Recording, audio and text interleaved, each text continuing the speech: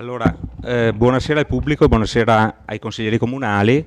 Questa sera ho chiesto alla conferenza dei capigruppi di poter rimandare di un quarto d'ora il consiglio comunale, cioè l'inizio sarà alle 19:15, perché il sindaco, su richiesta della LILT, mi ha chiesto se c'è la possibilità, vista la presenza dei consiglieri, del pubblico e della tenda TV, e visto il tema del momento, dopo cortesemente magari mi correggerete, ottobre in rosa, che è un tema che prevede di prevenzione in sostanza il carcinoma al seno. Una piccola presentazione di una decina di minuti. Le persone qui presenti sono l'amministratore delegato del centro di medicina, il dottor Vincenzo Papes, il dottor Marco Ceotto, sempre del centro di medicina, Federica Botteon, che è l'addetta stampa e calcio femminile Permac Vittorio Veneto, e dopo capirete il motivo della presenza, in quanto loro stesse si presenteranno e diranno il loro intervento e quello che faranno. E poi la signora Ilenia Dal Bianco del centro di medicina, che presenterà un video sulla prevenzione, e saluto anche la signora Silvana Caputo della LILT di Vittorio Veneto. Allora io lascio il banco perché questa è una cosa informale e lascio la parola al dottor Vincenzo Papes. Buonasera. Buonasera a tutti, vi ringrazio del tempo che ci dedicate perché so che poi c'è da lavorare, quindi ci siamo quasi intrusi noi questa sera. Comunque, niente, io sono l'amministratore del centro di medicina, siamo qui stasera per proporvi, per farvi vedere un attimino quello che stiamo facendo sulla prevenzione. Come sapete, noi come centro di medicina è un nostro cavallo di battaglia il discorso della prevenzione. Lo facciamo sia con i privati, ma lo facciamo anche con le istituzioni, quindi banche, comuni e quant'altro, e poi anche con le aziende. Quindi la prevenzione per noi ce l'abbiamo nel DNA. Altre cose che stiamo facendo molta prevenzione cardiologica, dermatologica, questa è quella della mammella. Anche qui a Vittorio, come ben sapete, stiamo organizzando, facciamo una nuova sede che a breve, dovrebbe, arrivare a compimento, e anche qui abbiamo l'intenzione di inserire un mammografo, e quindi anche a Vittorio Veneto noi come centro di medicina porteremo la prevenzione del seno.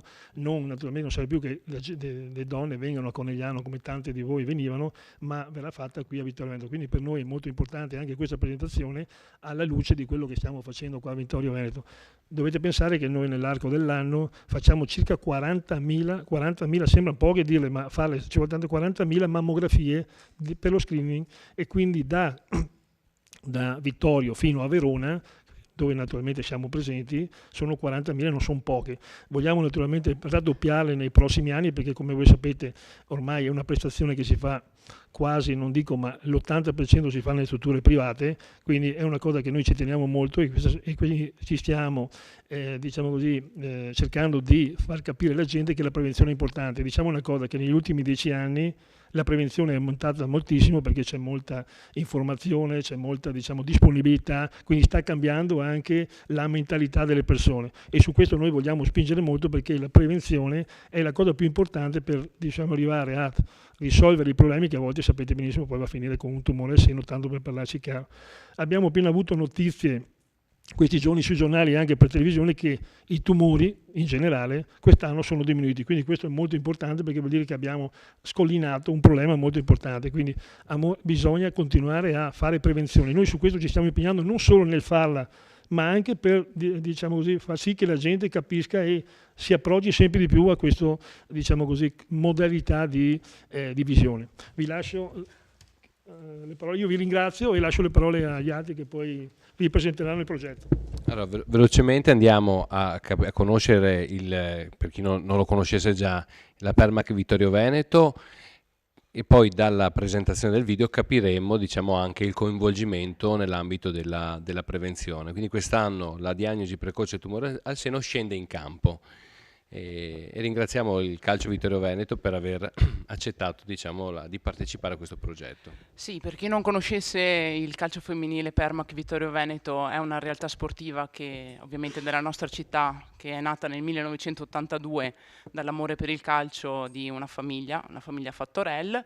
E diciamo che la prevenzione è come avere un buon settore giovanile: se lo curi e lo porti avanti poi è una buona prima squadra, se non lo fai puoi trovarti a non averla. In questo caso quest'anno, in questa stagione sportiva, il Permac milita in Serie B, 2 partite, 2 vittorie, quindi per essere una matricola si sta comportando molto bene la società rossoblù.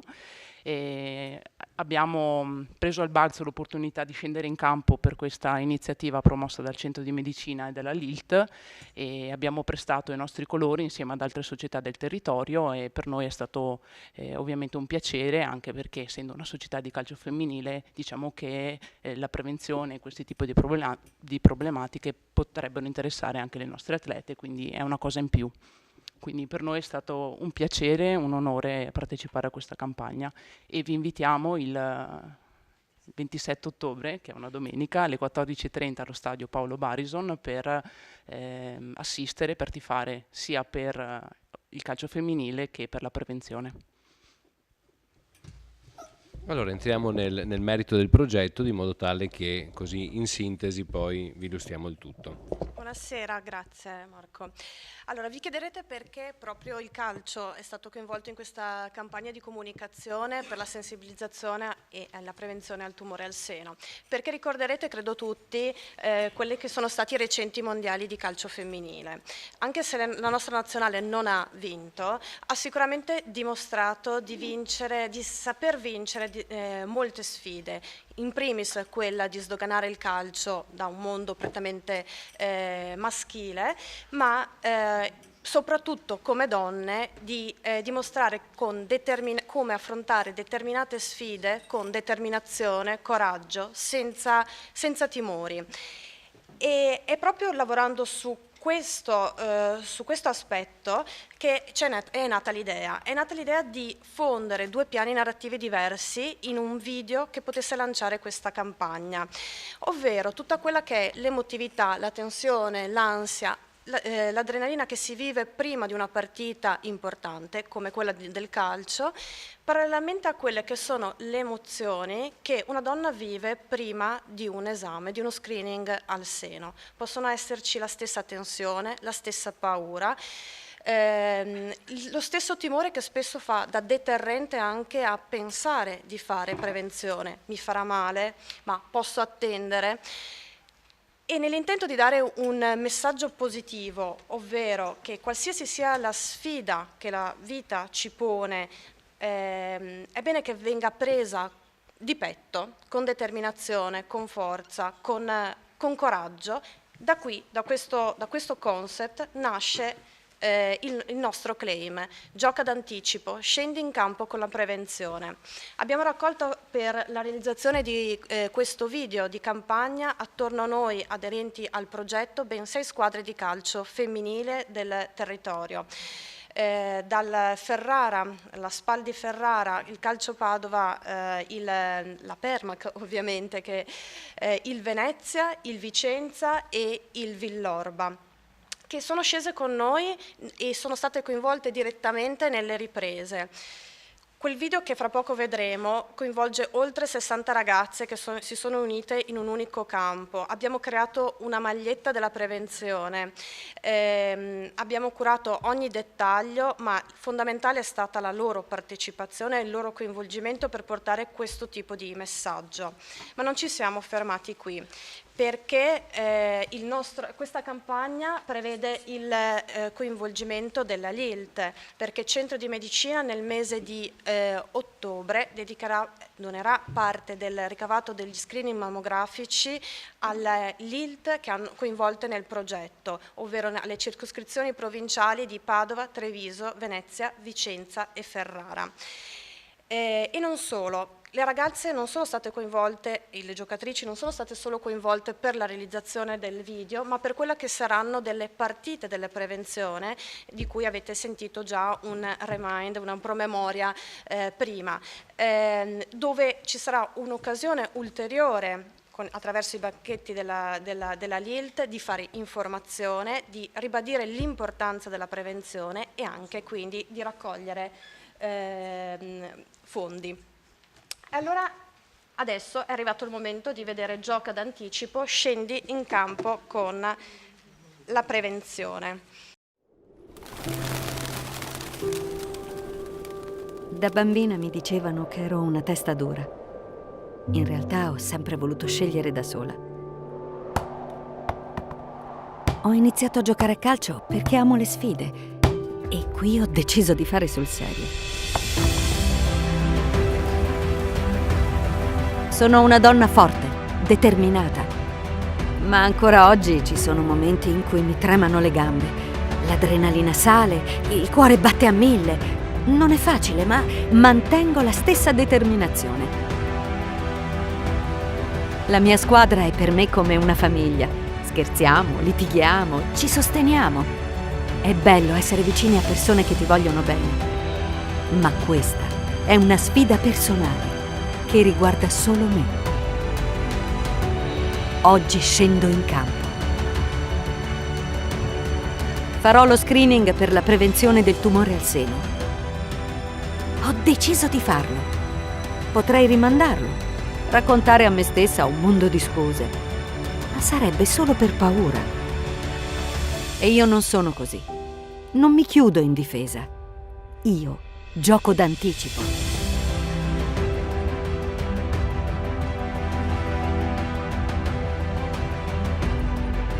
C'è solo una tattica per vincere e si chiama prevenzione.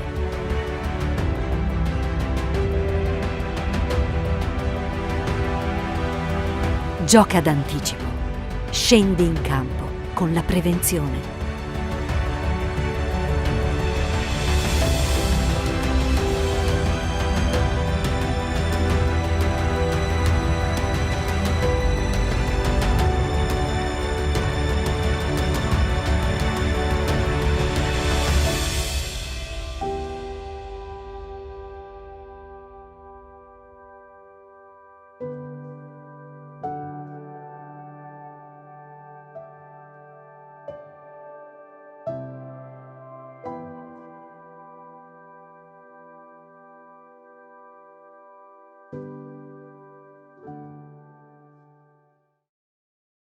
Avete visto nel video, e lo vedete in questa slide, che la nostra protagonista fa un simbolo, che è il nostro simbolo di campagna, un simbolo che ricorda un in bocca al lupo sportivo, ma al contempo ci ricorda il fiocchetto della LILT ricreato con le mani in segno di protezione verso il petto.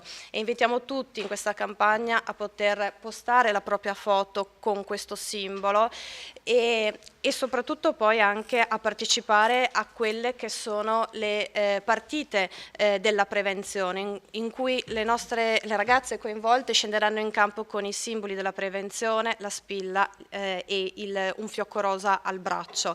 Le partite della prevenzione sono 5: 13 ottobre Vicenza contro Spal, 20 ottobre Padova contro Vicenza, il 27 ottobre il Vittorio Veneto contro il Perugia al Barison, e il 3 novembre Venezia contro Spal e chiudiamo con il Villorba contro il Belluno il 10 novembre.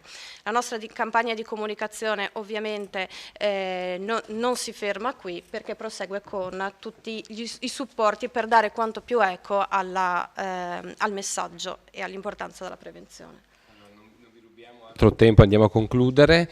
Tutto questo naturalmente lo facciamo, oltre che per la prevenzione, per quello che è quello straordinario veicolo per la prevenzione che è il volontariato, e non è un caso che ci sia qui la presidente della delegazione di Vittorio Veneto della LILT, che a chiusura di tutto questo sicuramente vuole ringraziare la giunta, il sindaco, gli assessori, in modo particolare l'Antonella Caldarte, l'Antonella Uliana, l'assessore allo sport dei TOS, che ci hanno seguito in questa fase, diciamo, di costruzione dell'evento.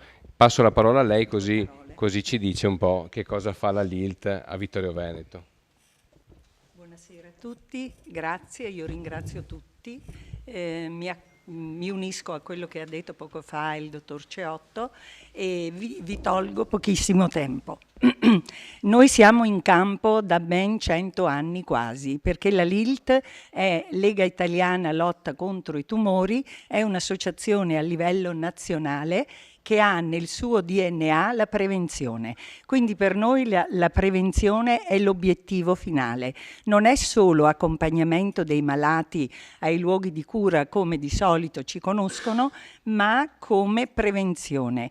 A Vittorio Veneto la LILT è da più di 20 anni e noi ogni anno nel mese di ottobre aderiamo alla campagna nazionale che si chiama Nastro Rosa e questo è il nostro simbolo che abbiamo distribuito in tutti i 14 comuni che fanno parte della delegazione di Vittorio Veneto, con cui siamo in contatto e con cui abbiamo aperto 3 anni fa proprio con il sindaco Tonon e l'associazione e il gruppo che era prima qui al comune.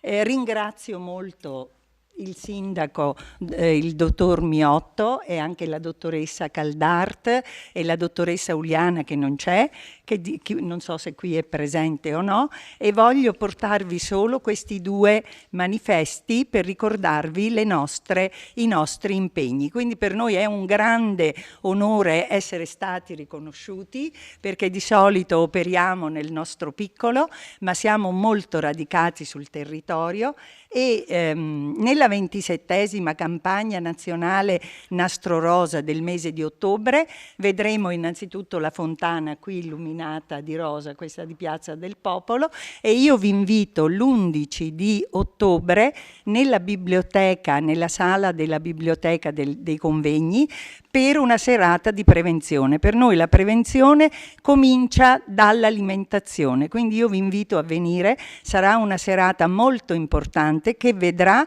correlata la prevenzione con l'alimentazione che è alla base, e dopo le visite preventive senologiche gratuite che noi ogni anno facciamo e che quest'anno addirittura portiamo in 3 comuni che sono Tarzo, Follina e Fregona, oltre alle visite gratuite che facciamo nel nostro ambulatorio di via Mascagni grazie alla generosità di chirurghi senologi specializzati che danno la loro disponibilità gratuitamente e noi altrettanto gratuitamente offriamo le visite. Per cui se potete diffondere questo volantino, noi ci rivolgiamo soprattutto come prevenzione a chi non rientra nello screening, perché chi rientra nello screening è seguito dal Servizio Sanitario Nazionale. Noi ci rivolgiamo soprattutto alle giovani donne, non solo, ma di più, vi dirò di più,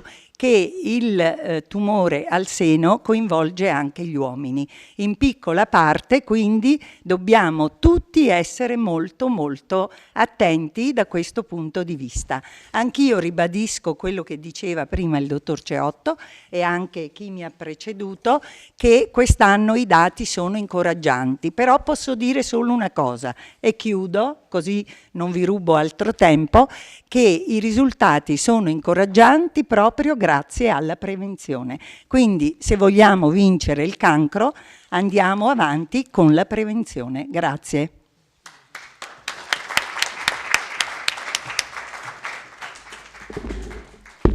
Bene, allora io ringrazio tutto il team del progetto Nastro Rosa, ringrazio il dottor Ceotto, il dottor Pappes e le signore Caputo, Federica Botteon e Ilenia Del Bianco. Grazie a tutti e buonasera.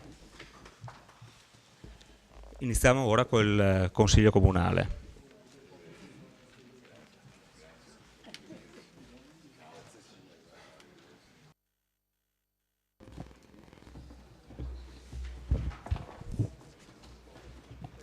Allora, buonasera a tutti, a tutto il Consiglio Comunale, al pubblico in sala e al pubblico che ci segue da casa.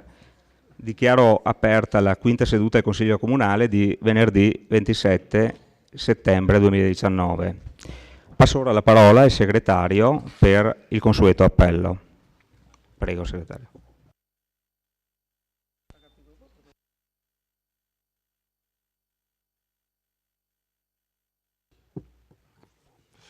Miato Antonio, Bagliana Mirella, Casagrande Andrea, Da Reggiano Antonio, De Antoni Giulio, De Bastiani Alessandro, De Nardi Barbara, Dus Marco, Gomiero Maurizio, Pagotto Alberto, Parrella Roberto, Rasera Gianni, Rosset Mario, Salezze Silvia, Sant'Antonio Paolo, Presente. Tonon Roberto e Baraschin Gianni. Perfetto, un assente. Bene, allora alcune...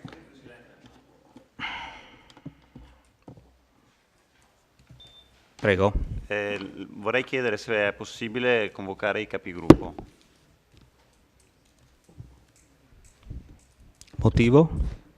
Per discutere di quanto abbiamo appena assistito. Vabbè, convochiamo.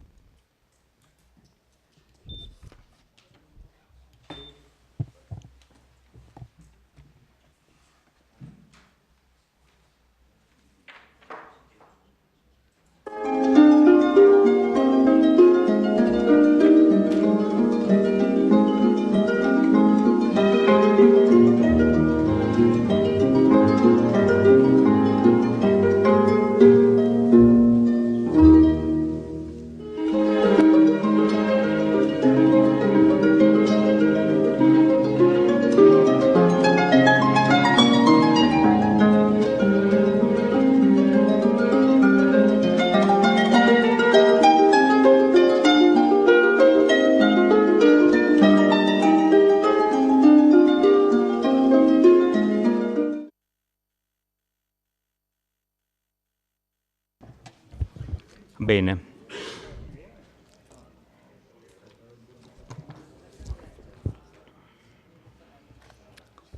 Allora io faccio alcune comunicazioni, poi...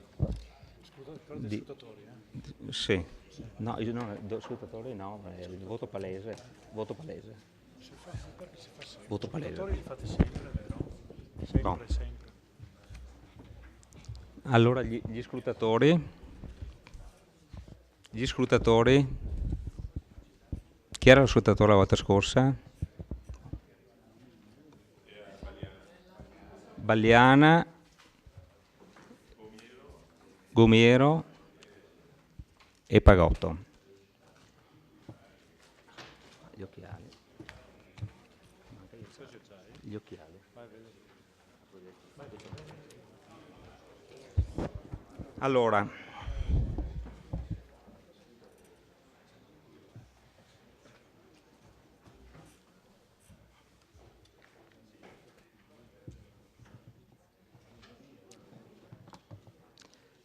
una breve comunicazione da parte mia sul tavolo. Trovate un piccolo, come avevo detto qualche seduta fa, trovate un piccolo vademecum per i consiglieri comunali, non certo per i più esperti, ma per quelli che sono alla prima esperienza, sui siti, sui servizi che potrete trovare sul sito del comune, utili quindi all'espletamento del vostro lavoro, ed anche sui diritti e doveri dei consiglieri. Lascio la parola per una breve comunicazione all'assessore Caldart, intanto. Sì, buonasera. Volevo informare che dal 1° ottobre sarà pubblicato sul sito di Vittorio Veneto, vittorioveneto.gov.it, il bando per partecipare alla Commissione Pari Opportunità. È una commissione a cui possono partecipare maggiorenni, maschi e femmine, cittadini di Vittorio Veneto, sia come persona singola, sia in rappresentanza o su indicazione di un'associazione.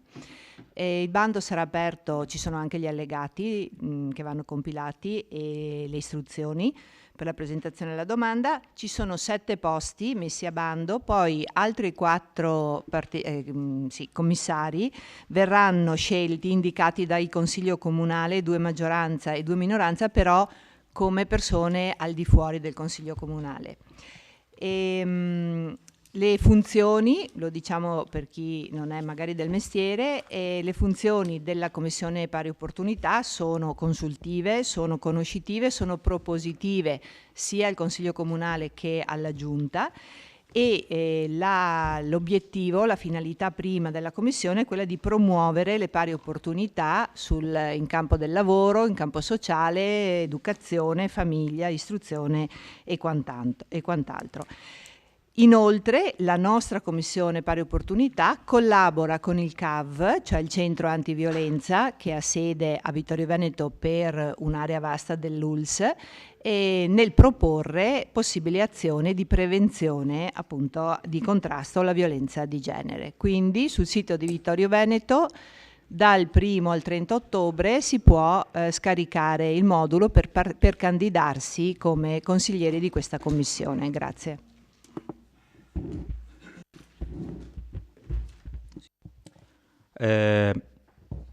In conferenza dei capigruppo è stato deciso poi che il punto numero 2 all'ordine del giorno passi alla fine degli altri punti.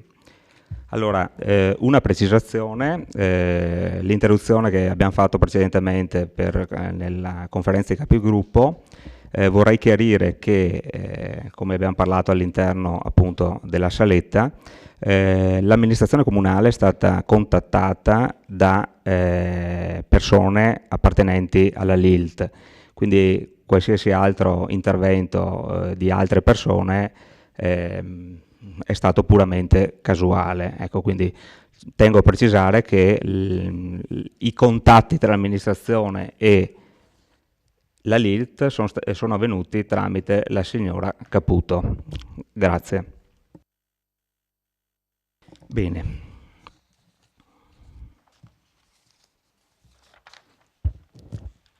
Se non ci sono altre comunicazioni, partiamo con il primo punto all'ordine del giorno, che è il conferimento della cittadinanza onoraria alla Divisione Friuli. Allora, vista l'eccezionalità di questo tipo di conferimento, se permettete vorrei leggere in modo completo la delibera.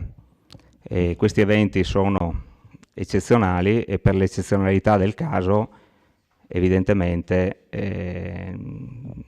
sono pesanti, in quanto non a tutti vengono dati questi tipi di onoreficenze.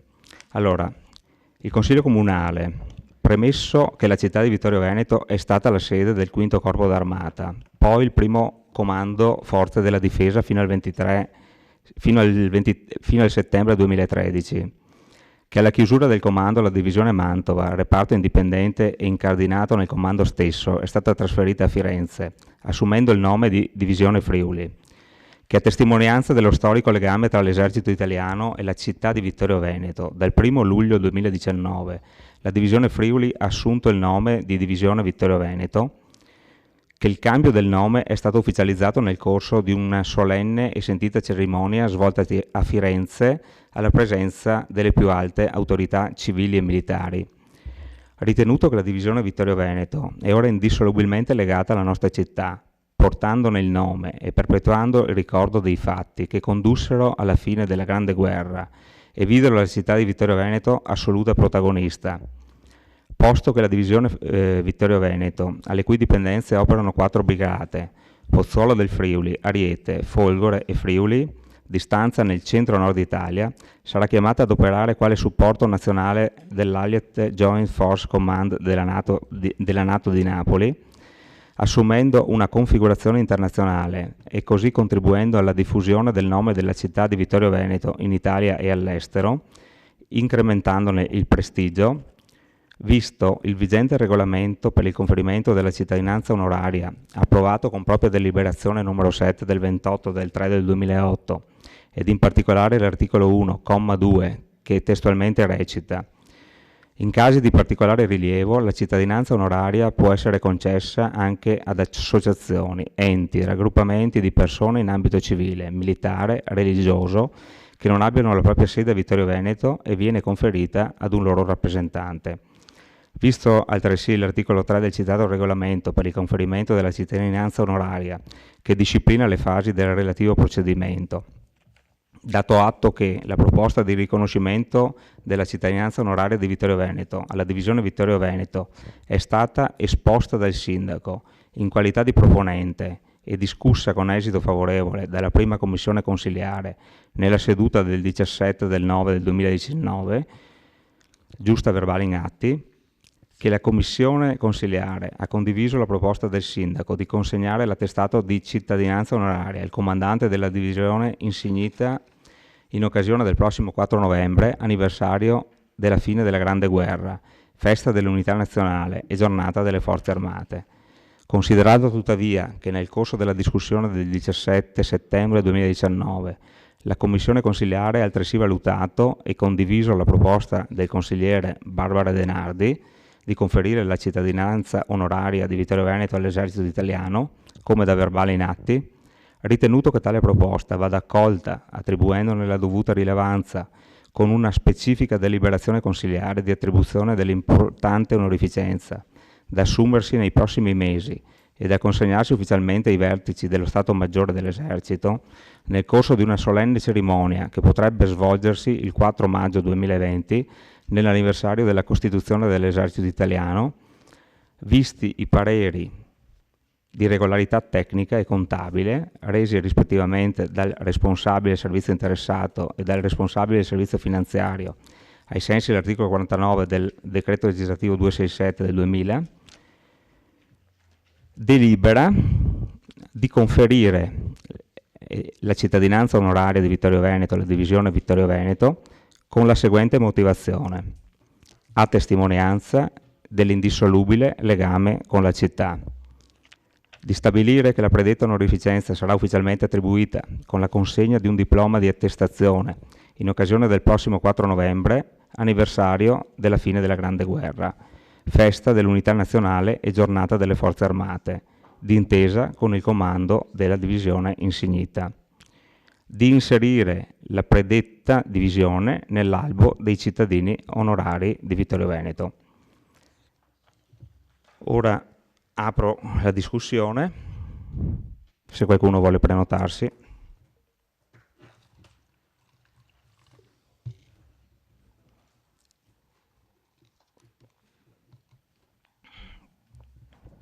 Consigliere De Nardi, prego. Sì, buonasera a tutti. Intanto non per fare la pignola, ma c'è un errore nell'oggetto, che non possiamo dare in oggetto conferimento alla divisione Friuli che non esiste più e poi dare nel testo alla divisione Vittorio Veneto che esiste. Correggete questo svarione evidente, per cortesia. E c'è un altro svarione poco dopo, nel secondo premesso. Non capisco come possa essere un reparto contemporaneamente indipendente e incardinato in un comando. È dipendente e incardinato, non indipendente e incardinato, perché è logicamente impossibile una cosa di questo genere. Al di là di queste due notazioni di forma, sono sicura che sono due errori di digitazione o comunque di disattenzione nella redazione della delibera. Come ho detto in commissione, non posso che essere più che contenta di questo conferimento di cittadinanza onoraria, perché il percorso, chiamiamolo così, che ha portato la divisione Friuli a essere ridenominata divisione Vittorio Veneto è iniziato a luglio dell'anno scorso, quando abbiamo materialmente cominciato a mettere le basi insieme all'ufficio affari generali, l'ufficio cerimoniali di Stato Maggiore Esercito per la cerimonia dell'Esercito Vince. È stato un percorso molto breve rispetto ai tempi che sono ordinariamente previsti per queste per queste modifiche, che si è concluso a inizio maggio di quest'anno. È stato un grande onore per la città, è un onore doppio perché nessuna divisione si è mai chiamata Vittorio Veneto, c'è stata solo una brigata che aveva questo nome. Per chi conosce i meccanismi dell'araldica sa che la perpetuazione di nomi precedenti è un vincolo quasi assoluto. Credo che questo conferimento sia particolarmente importante perché ci lega a doppia mandata a questo reparto e rende onore a quella che è stata una cerimonia particolarmente bella, particolarmente nutrita, che si è svolta il 1° luglio a Firenze e che ha fattivamente rappresentato come l'intero comando della divisione Vittorio Veneto abbia sentito nella sua totalità questo cambio e l'importanza di questo momento.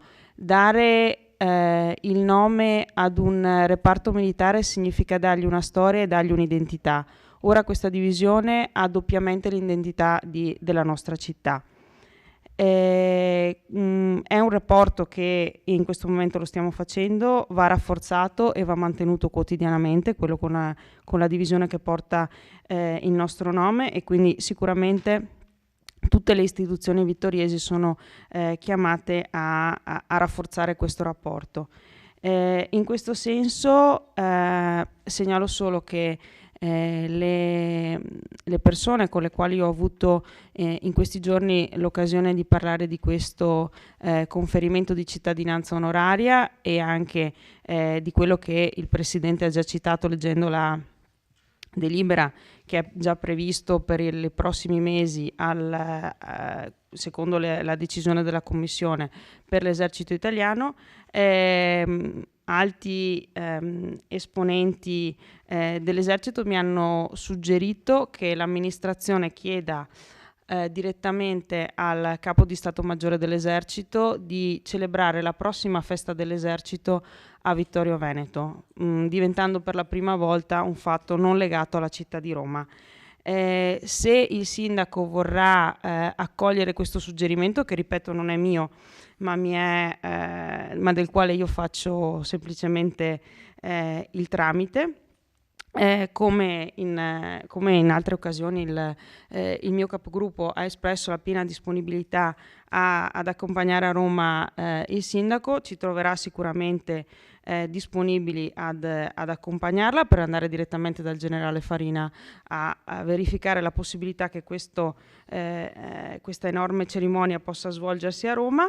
D'altro canto devo dire che il collega Tonon ha avuto con il generale Farina degli straordinari e splendidi rapporti, dei quali il cambio del nome della divisione sono la testimonianza fin dalla prima volta che l'ha visto, per cui sindaco, se vuole ci siamo. Ringrazio il consigliere De Nardi per l'apporto e le informazioni che ci ha dato, grazie. Visto che ci sono degli errori formali e sostanziali, chiedo il rinvio del punto dell'ordine del giorno.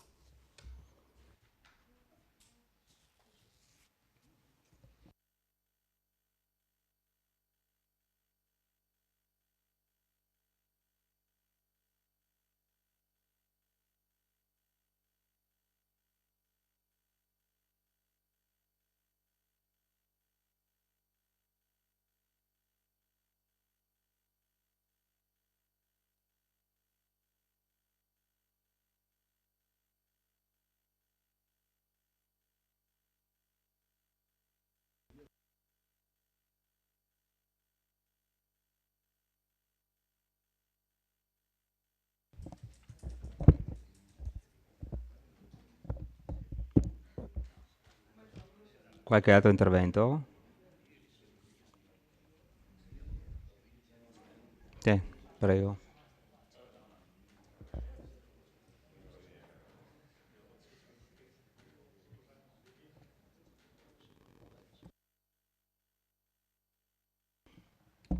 Ok, grazie.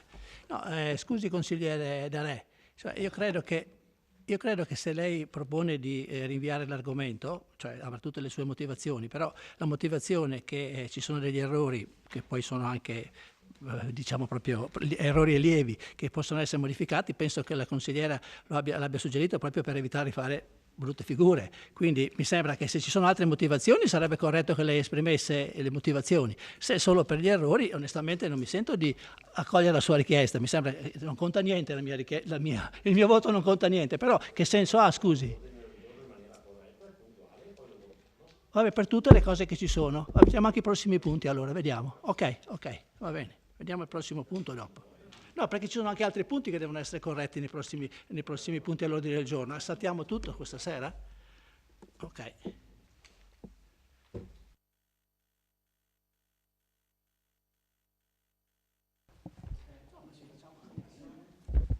Ci sono altri interventi?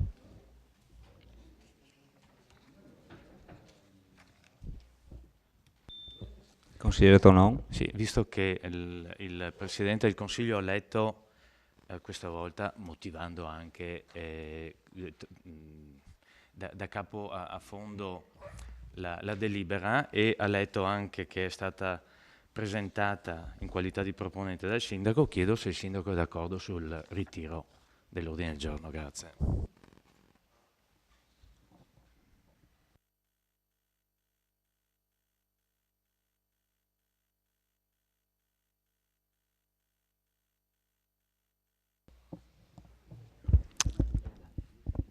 Prego. Consigliere Dus? Sì, buonasera a tutti innanzitutto. Capisco che stiamo parlando di qualcosa di bellicoso, comunque riferito all'esercito, però cercherei di far rientrare l'argomento, il punto all'ordine del giorno all'interno di quello che dovrebbe essere un momento che ci vede tutti quanti uniti nel dare questo importante onorificenza e merito all'esercito. E se ci sono degli errori, gli errori sicuramente verranno corretti. Era giusto sottolinearlo perché poi, visto che stiamo parlando anche di qualcosa di formale, è giusto che venga corretto, ma insomma, consigliere Darè, sa bene anche lei che ci si può anche soprassedere e votare unanimemente un ordine del giorno così ampiamente condiviso.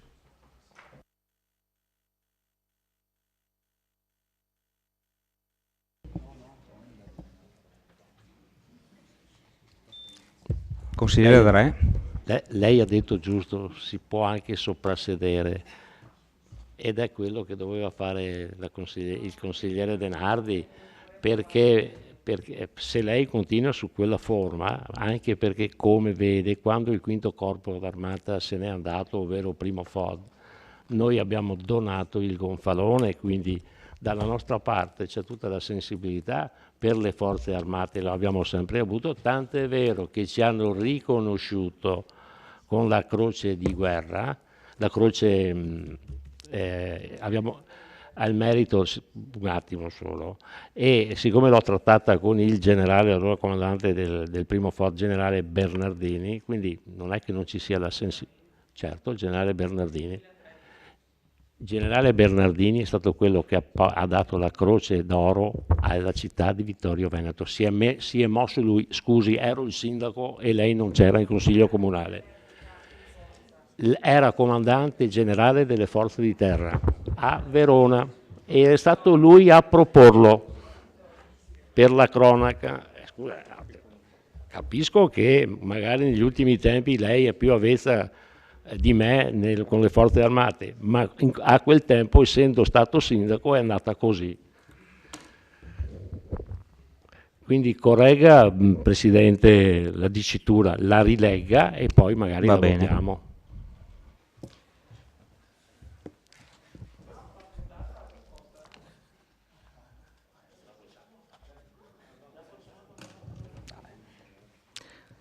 Io propongo di correggere l'oggetto. Sì, prego. Allora, avessi voluto fare la bellicosa, come diceva il collega prima, avrei fatto un emendamento. Per evitare, la delibera sarebbe poi stata approvata con l'emendamento della correzione dell'oggetto e del testo. Non è bello che una delibera di conferimento della cittadinanza onoraria esca con emendamenti, lo capiamo tutti quanti, credo.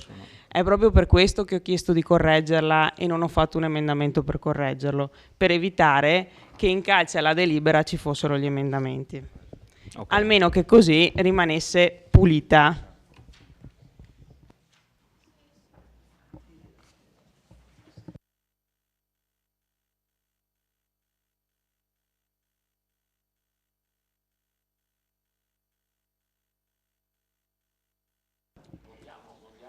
Votiamo il ritiro del punto e poi avremo il tempo di aggiustare tutte le cose.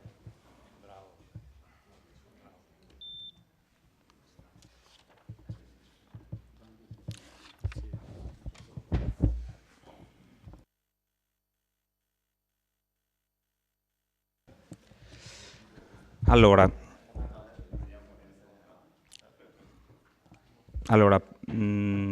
proponiamo il ritiro della delibera per una successiva correzione e la riportiamo nel prossimo Consiglio Comunale.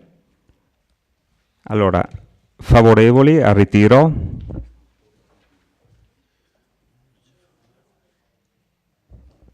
Contrari? Astenuti?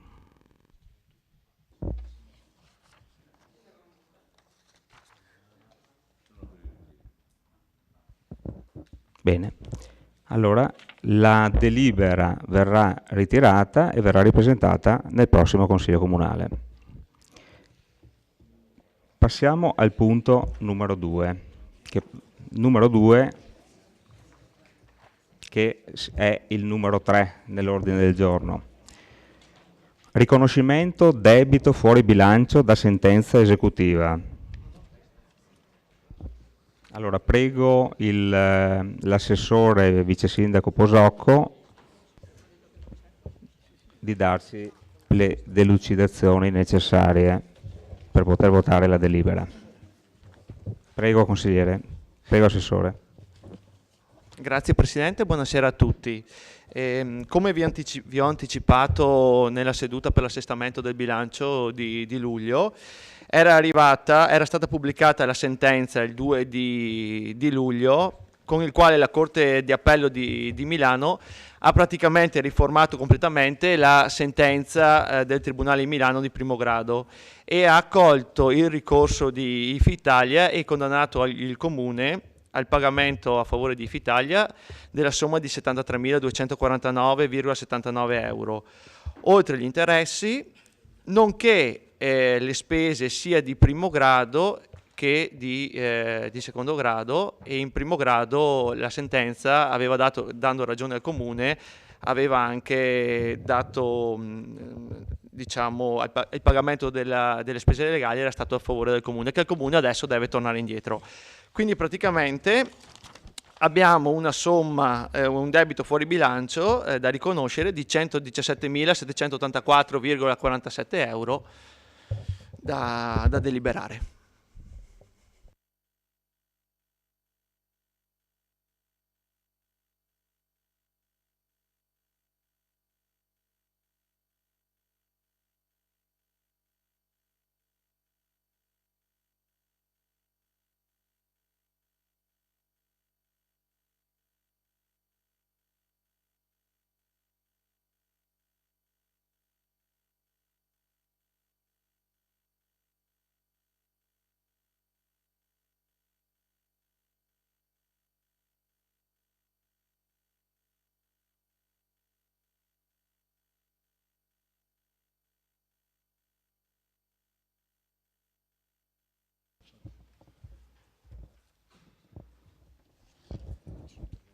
Ci sono interventi? Sì, consigliere De Antoni. Ok, anche io dico buonasera, che prima non ho detto perché ero. Buonasera a tutti. No, volevo dire che abbiamo discusso di questo argomento anche in commissione e diciamo, dal punto di vista della delibera non ci sarebbe niente da dire. Io ho sollevato un aspetto durante la riunione, un aspetto contenuto nella delibera, nelle premesse, in cui si riporta quello che è la quantificazione della somma dovuta dal Comune alla società Ifitalia, e ho rilevato che c'è anche il rimborso dell'IVA, c'è scritto proprio esattamente nella delibera, l'IVA che per Ifitalia è un costo. Allora, questo problema così mi ha colpito un po', che una SPA non possa recuperare l'IVA, per cui ho chiesto agli uffici di fare una verifica. È stata fatta una prima verifica che poi è stata portata in commissione, e questa verifica, questa comunicazione che l'avvocato di parte ha fatto al Comune a seguito della richiesta, non la ritengo sufficiente, in quanto, ma l'assessore può vedere meglio di me, nella mail c'è scritto che sì, Ifitalia, per Ifitalia l'IVA è un costo perché Ifitalia non fa acquisti. Mi è sembrata una giustificazione puerile e priva di ogni contenuto giuridico, per cui nel corso della commissione avevamo detto di verificare ulteriormente questa cosa. Il tempo molto breve, perché la commissione si è tenuta martedì, il tempo breve probabilmente, se non ho notizia, non c'è stata questa ulteriore precisazione da parte dell'avvocato. C'è stata? Ah, ok, quindi io insomma, non ho niente da dire sulla delibera, però chiederei che venisse modificato quel punto nella premessa della delibera, per non rinviare anche questa, ma se l'assessore ha una risposta siamo a posto, benissimo, però non chiedo di rinviare l'argomento, chiedo di sapere se è stata data una risposta a questo tema, e poi eventualmente vedremo come fare per se votare o meno. Scusa.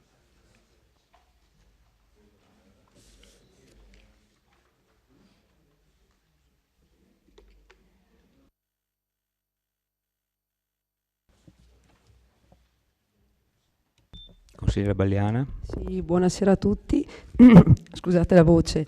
Io volevo chiedere all'assessore o al sindaco se gentilmente ci può fare una sintesi sull'origine, sull'evento che ha poi scatenato il discorso della causa, e anche perché per rinfrescarci un po' la memoria di quello che è accaduto. Grazie.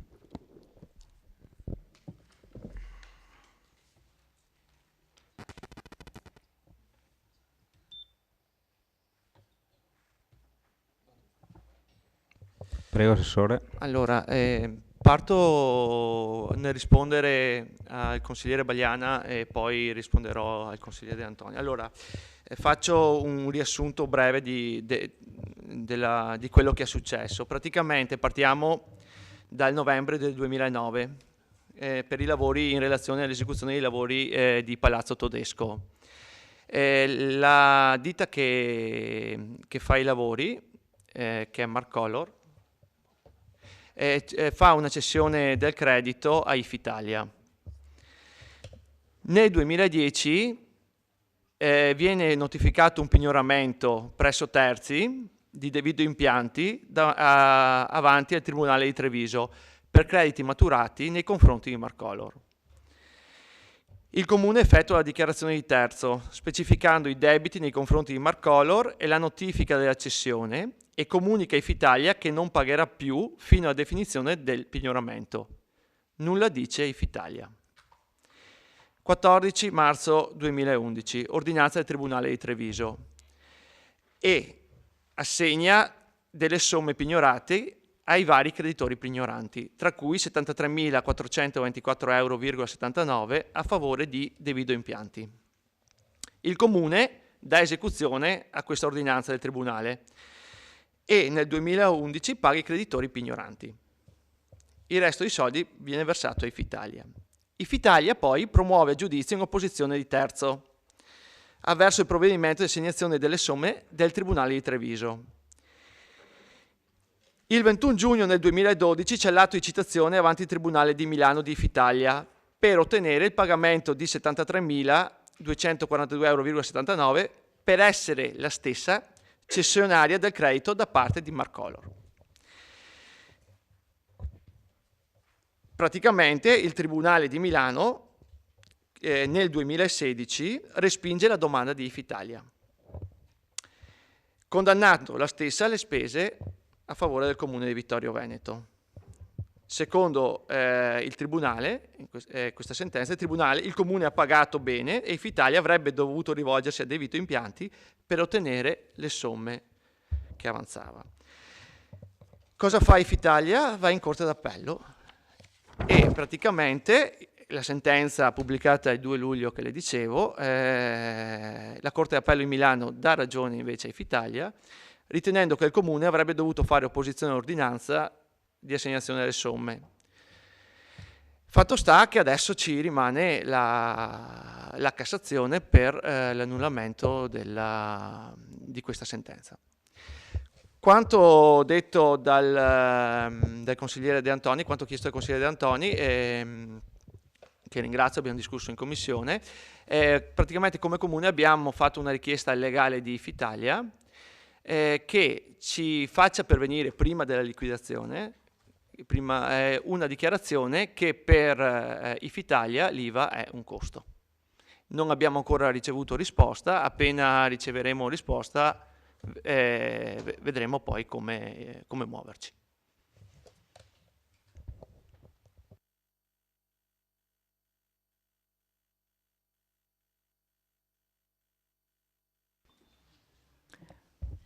Prego, consigliere De Nardi.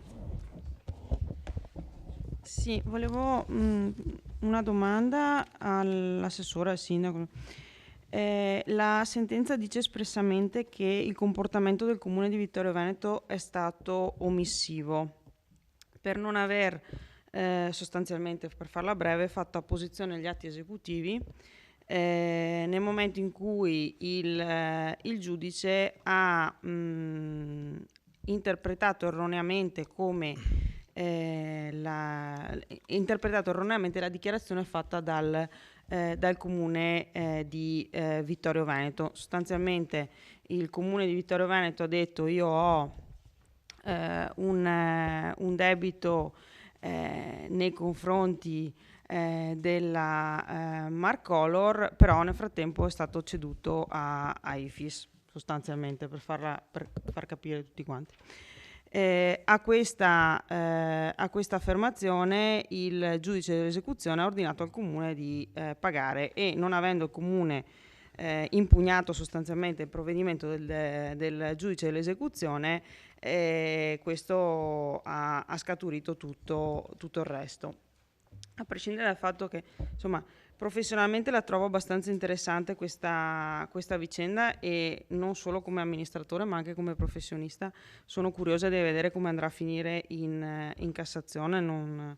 Non la vedo particolarmente peregrina né una né l'altra soluzione, onestamente. Mi chiedo però se come amministrazione, a fronte di una sentenza che dice che il comportamento del Comune di Vittorio Veneto è stato omissivo, se abbiate intenzione di mettere in campo ogni azione possibile affinché, nel caso in cui, speriamo di no tutti quanti, la Cassazione confermi la sentenza della Corte d'Appello di Milano, siamo poi costretti effettivamente a non recuperare questi soldi, perché la sentenza è provvisoriamente esecutiva, per cui nel frattempo li sborseremo. Se la Cassazione darà ragione di nuovo a Banca Ifis, non li rivedremo più. Poi solo un'altra cosa, non nel merito di questa singola vicenda, ma quanto della vicenda più in generale, nel senso del riconoscimento del debito fuori bilancio. Ormai sta diventando un refrain, quello della coerenza rispetto a quanto detto da componenti dell'attuale amministrazione negli anni precedenti. Cito il consiglio, testualmente, il Consiglio Comunale del 17 novembre 2016, sempre riconoscimento di debito fuori bilancio, delibera sostanzialmente analoga a questa, sempre una vicenda nata nel periodo dell'amministrazione D'Arè all'epoca, nella quale il Comune è stato condannato all'epoca al pagamento delle spese legali per una causa iniziata appunto durante il periodo in cui l'attuale consigliere D'Arè era sindaco e finita pure questa male, con più o meno le stesse indicazioni nel testo della delibera attuale. Qualcuno disse: solo una domanda al segretario, ci potrebbe essere un interessamento anche della Corte dei Conti su questo debito fuori bilancio? Magari qualche anno arriveranno a casa mia, suoneranno il campanello e mi domanderanno i soldi.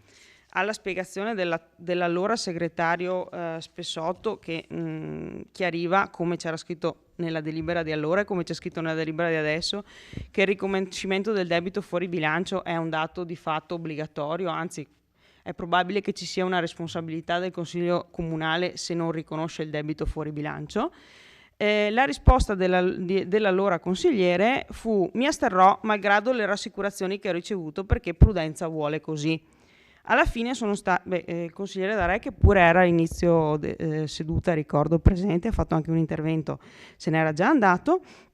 Al momento del voto furono 2 gli astenuti, uno dei quali è quello che fece queste affermazioni. Entrambi adesso sono in giunta, erano gli allora consiglieri Fasan e Posocco, e giustamente per coerenza sono i 2 che questa sera ci chiedono di votare la delibera. Allora, siccome io non ho, come dicevamo prima, intenti bellicosi, ho il senso della responsabilità e soprattutto la coerenza, io questa delibera la voterò. Mi piacerebbe capire con che coraggio e con che faccia, però 3 anni prima si dice una cosa, meno di 3 anni dopo si dice esattamente il contrario. Evidentemente cambia le valutazioni, cambia le idee e le posizioni a seconda di dove uno mette il proprio sederino.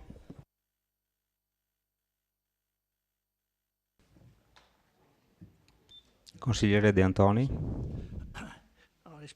Rispetto alle comunicazioni del vice sindaco, cioè io ritengo che sia giusto chiedere, più che all'avvocato, chiederei a Ifitalia che ci diano delle indicazioni dal quali si possa capire che la richiesta è legittima, cioè devono motivare quelli di Ifitalia, non tanto l'avvocato. Però nella delibera c'è una cosa che diciamo non è prevista, quindi io ti chiedevo che si inserisse nel dispositivo un altro punto in cui si diceva di dare mandato agli uffici di procedere alla liquidazione non appena verificato la legittimità della richiesta. Mi sembra che questo dovrebbe essere, perché approvare la delibera prevedendo 9.000 euro di IVA da pagare, che magari non è dovuta, e poi forse ne ho sbagliato, scusa, non sono 9.000 ma sono, scusate, 5.000 euro di IVA non dovuta, e poi diciamo rinviare senza precisare questa cosa, a me sembra che sia una cosa un po'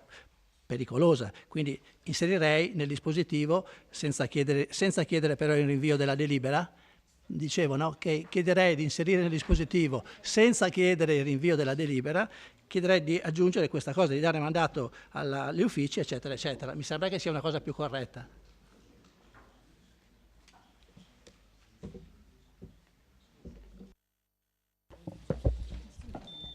Prego, consigliere D'Arè. Ma penso che per quanto riguarda la delibera, Posocco l'abbia già votata perché l'ha portata lui, quindi per quanto riguarda i tribunali non c'è peggior cosa di avere ragione quando si va in tribunale per uscire sconfitti, quindi sa com'è. Lei anche, tra l'altro, è del mestiere. Io sono preoccupato quando ho ragione, quando vado in tribunale. Quando ho torto, guardi, non ho nessun problema. Quindi penso che si vada avanti, possiamo tranquillamente andare al voto e avanti.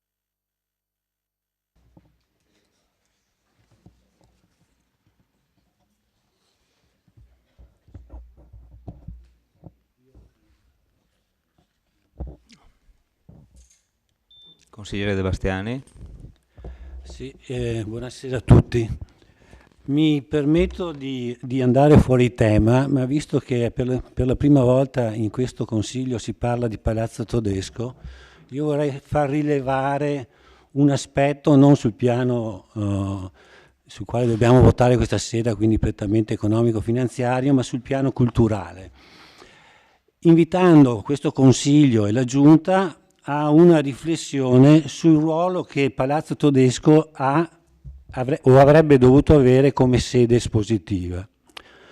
La storia, come ci è stato ricordato prima dall'assessore, risale a 10 anni fa, quindi sono 10 anni che abbiamo questa bella struttura che dovrebbe essere adibita a mostre di prestigio. Ma purtroppo Palazzo Todesco non è diventato un'eccellenza. A mio avviso manca un progetto culturale che caratterizzi quel luogo. Mi ricordo che era stata costituita una commissione, ma che non è mai diventata operativa. Io ritengo che a Vittorio Veneto o vicino a noi ci siano persone esperte in grado di mettere a disposizione le loro idee e le loro energie.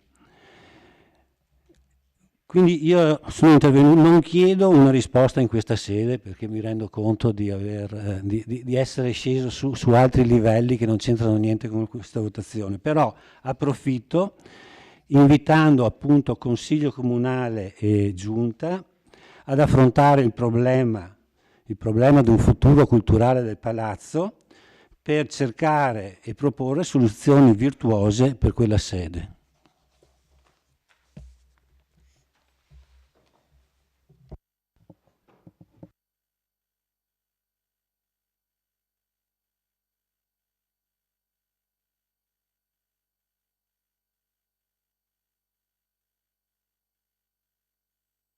E non ci sono altri interventi, passiamo alla dichiarazione di voto.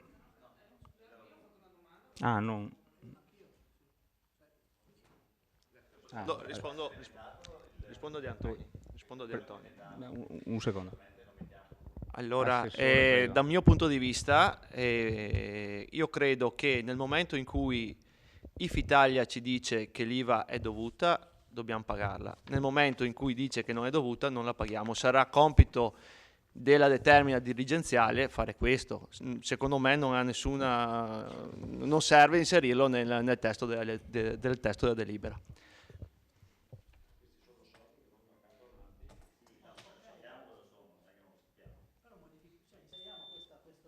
Un attimo, consigliere De Antoni, ha la parola se desidera, visto che si è prenotato. Prego. Io consigliavo, mi sembra che sia una proposta concreta e valida, di inserire nel dispositivo un punto in cui si dà mandato agli uffici di procedere al pagamento solo dopo aver ricevuto da Ifitalia la documentazione atta a dimostrare la legittimità della richiesta. Mi sembra una cosa corretta che ci copre anche dal fatto che noi in questo momento approviamo una delibera dove c'è forse un errore.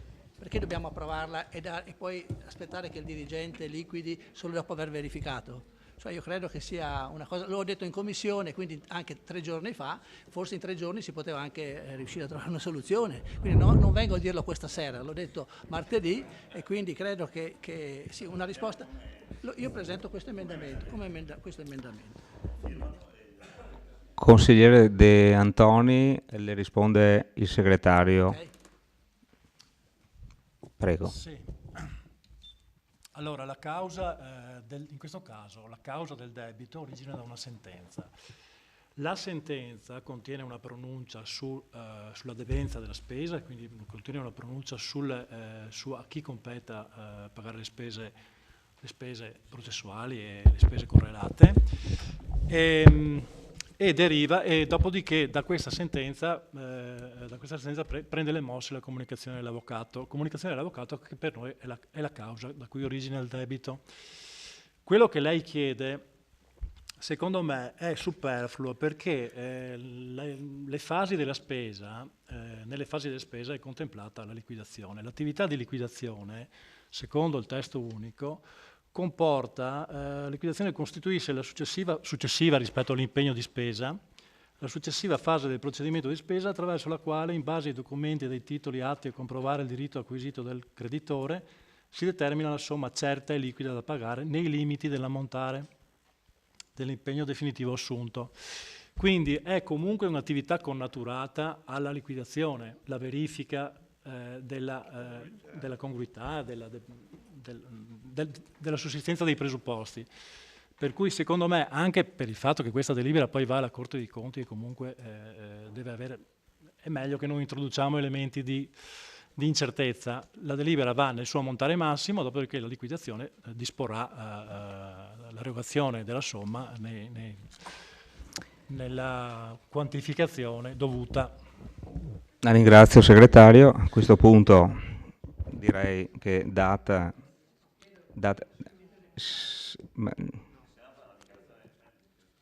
dichiarazione di voto, mi sembra che il segretario abbia risposto adeguatamente.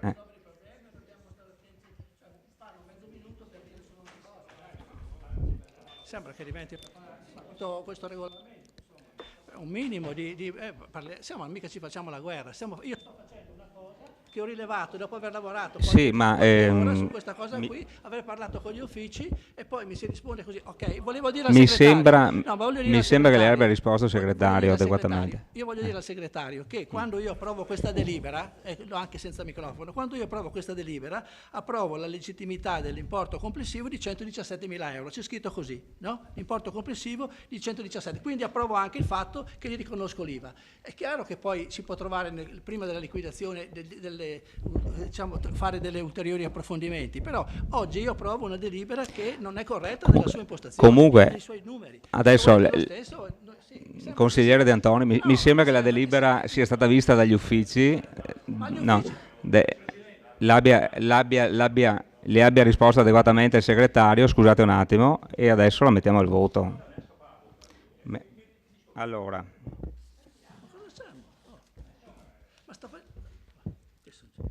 mettiamo al voto la delibera. Sì, la presento come cosa devo fare. Allora, favorevoli? Favorevoli? No, ma scusi, è stato risposto adeguatamente. Gli uffici hanno predisposto la delibera.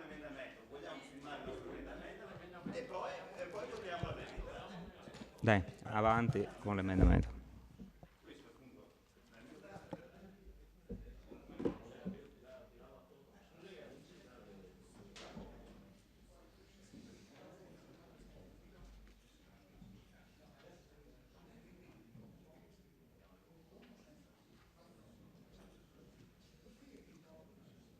No, ma davvero è un modo di fare che non...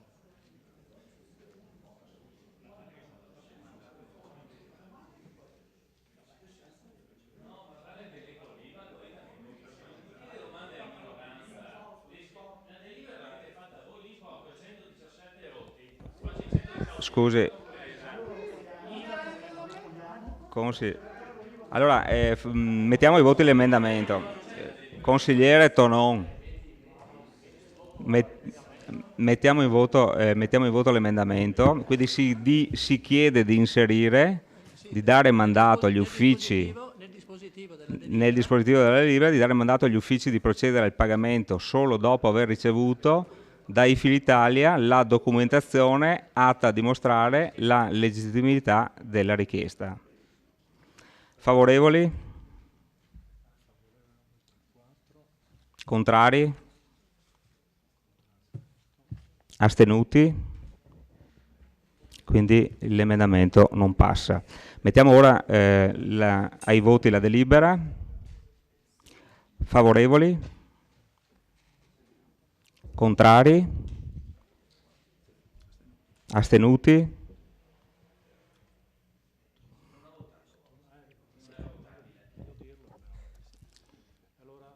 Lei non partecipa alla votazione, quindi. Scusi segretario, no, si può anche motivare. Scusi un attimo, mi manca un pezzo di votazione e poi la chiudiamo. L'immediata eseguibilità della delibera, favorevoli? Contrari? Astenuti?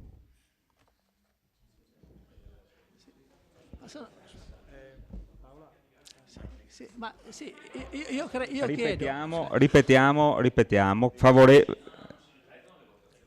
Vabbè, basta.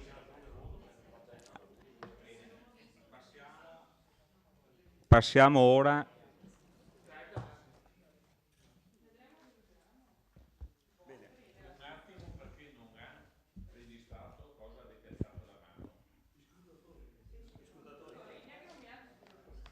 Sì, nominati. Allora, abbiamo un problema tecnico, possiamo capire chi ha votato o no. Allora, favorevoli, quanti hanno votato? Prego. All'ultima. Contiamo. Immediata esecutività. A che cosa? Immediata eseguibilità. Ok, ho votato anch'io forse. Sì, ma Contrari? avevo alzato la mano, anch'io l'immediata esecutività. Tanto. Dai, contrari? Adesso mi metto contrario, così. Sì o no? Ok, ho detto Sulle mani. era così, prima ho alzato la mano, adesso non alzo. Scusate.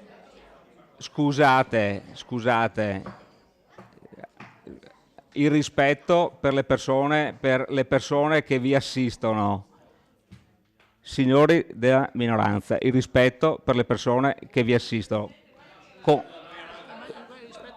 Allora, no, perché? Perché la dottoressa non è riuscita, se tirate su le mani a metà e dopo le tirate giù. Allora, contrari? Forza.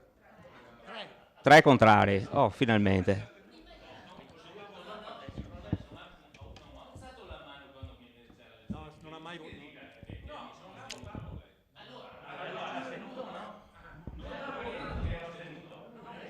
Consigliere.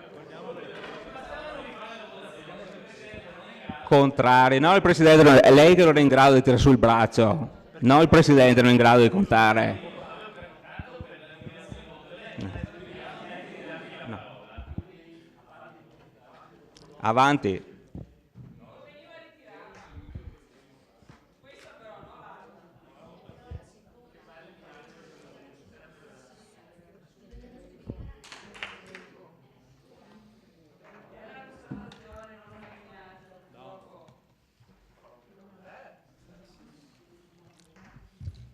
Bene, qua bisogna ricordare che bisogna avere un po' di rispetto per la gente che lavora, perché se veniamo qua la sera a divertirci non è più un consiglio comunale. Boh. Andiamo avanti.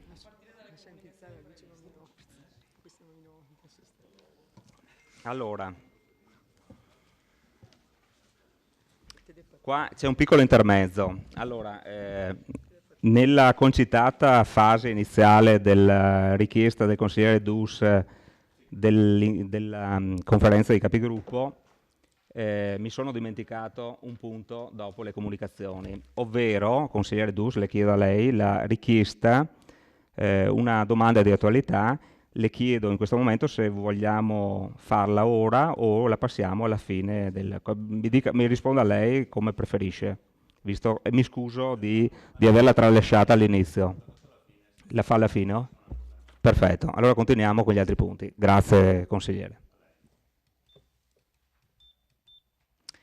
Bene, punto numero 4 dell'ordine del giorno, originale, bilancio consolidato del 2018, approvazione. Chiedo all'assessore vice sindaco Posocco di esporre il punto. Grazie.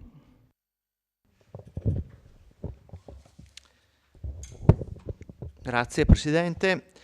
Allora, a partire dagli esercizi 2016 e 2017 l'approvazione del bilancio consolidato è divenuto un obbligo inderogabile anche per gli enti locali. Quindi il primo bilancio consolidato lo abbiamo votato il 30 settembre del 2017, questo è il terzo bilancio consolidato che andiamo a votare. Perché il bilancio consolidato? L'instaurazione dell'obbligo corrisponde all'esigenza di avere una rappresentazione veritiera e corretta della situazione patrimoniale e finanziaria e del risultato economico dell'ente, considerato in tutto il complesso delle sue articolazioni organizzative. Per fare il bilancio consolidato bisogna individuare il gruppo amministrazione pubblica, il cosiddetto GAP, dopodiché il perimetro di consolidamento. Praticamente si parte dalla mappatura degli enti strumentali e delle società del Comune di Vittorio Veneto. Quali sono queste società? Abbiamo Asco Holding, Consiglio Bacino Sinistra Piave, Consiglio Bacino Veneto Orientale, Consorzio BIM Livenza, Consorzio BIM Piave Treviso, Consorzio per i Servizi Igiene del Territorio CIT, la Fondazione Fender, la Fondazione Minucci, il GAL Alta Marca Tervigiana, l'Intermodale Vittoriese, Istituto Cesana Malanotti, Mobilità di Marca, Piave Servizi e Vittorio Veneto Servizi. Secondo la norma non rientrano a far parte del GAP, quindi del gruppo amministrazione pubblica, le società non interamente a partecipazione pubblica e affidatarie dirette di servizi pubblici locali. E per questo esce l'Asco Holding, il GAL Alta Marca Trevigiana, l'Intermodale Vittoriese e la Mobilità di Marca.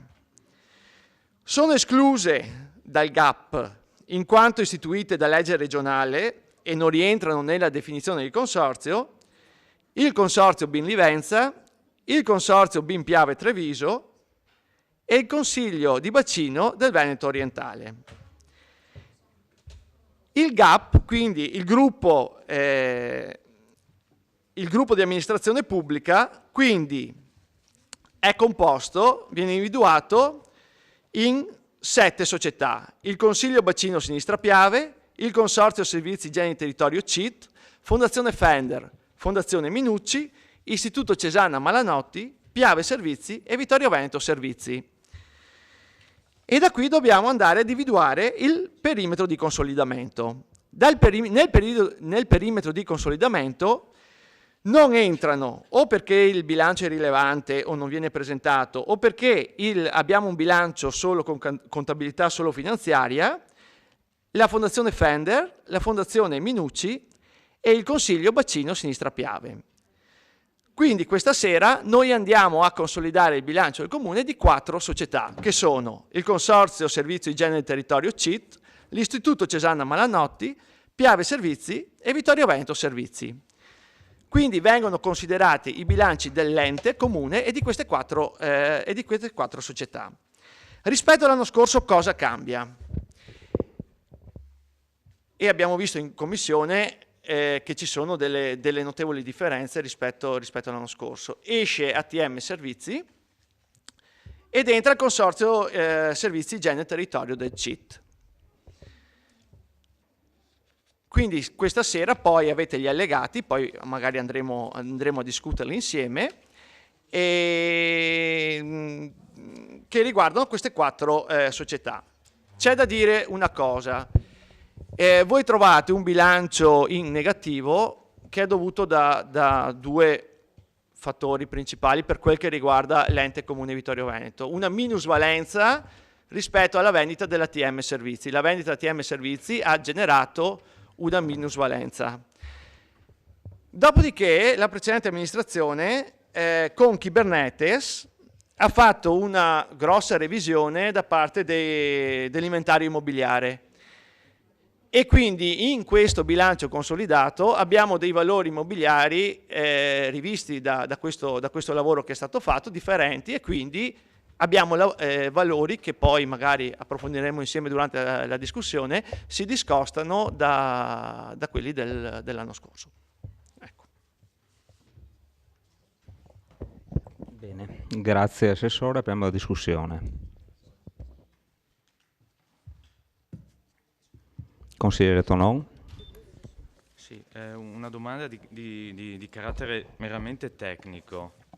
nella delibera c'è l'allegato D che parla del bilancio consolidato, a pagina 6.2 c'è scritto: gli enti strumentali partecipati dall'amministrazione pubblica, come definiti dall'articolo 11 ter, comma 2, costituiti dagli enti pubblici e privati, ci vuole la I non la E, ma non serve ritirare il punto, o dalle aziende nei cui confronti la capogruppo ha una partecipazione in assenza delle condizioni di cui è il punto 2.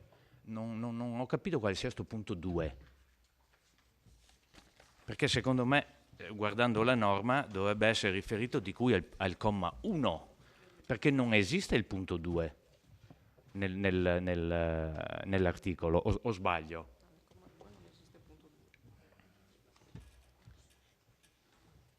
Ma quello sopra, cioè dell'ente, quello di pagina 5, ma e perché non, quindi del comma 1 dell'articolo? Ho capito, cioè sarebbe stato più chiaro, credo, scrivere del comma 1 del... Sì, cioè, facendo riferimento alla norma. Bon, perfetto, almeno così ho capito, grazie. Venendo al punto, allora, nella delibera si fa riferimento, nella delibera proposta stasera al Consiglio Comunale, si fa riferimento alla delibera della Giunta del 22 agosto 2019, nella quale giunta l'amministrazione ovviamente fa, come ha ricordato prima correttamente il vice sindaco, l'aggiornamento del gruppo per i motivi di carattere legislativo, per cui è cambiato il modo di costituire, diciamo così, il perimetro delle aziende da consolidare. E vedo che ci sono fra le aziende della mappatura anche l'intermodale vittoriese al punto 10, il riferimento ovviamente è quello del 31/12/2018.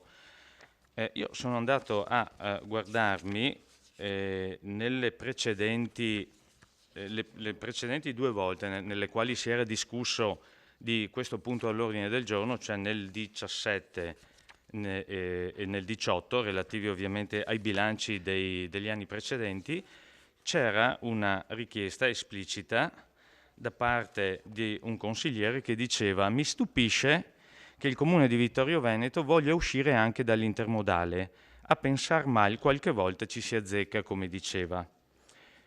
Perché dobbiamo liberarci dell'intermodale, che credo sia fondamentale per lo sviluppo dell'area industriale, e decidere cosa fare lì dentro? Mi incuriosisce, sempre in questo intervento, perché l'intermodale è stato escluso. Si dice irrilevanza per incidenza parametri. Noi siamo i padroni della terra, del terreno. Questo era l'intervento di un consigliere che stasera... Ah no, è arrivato. Buonasera.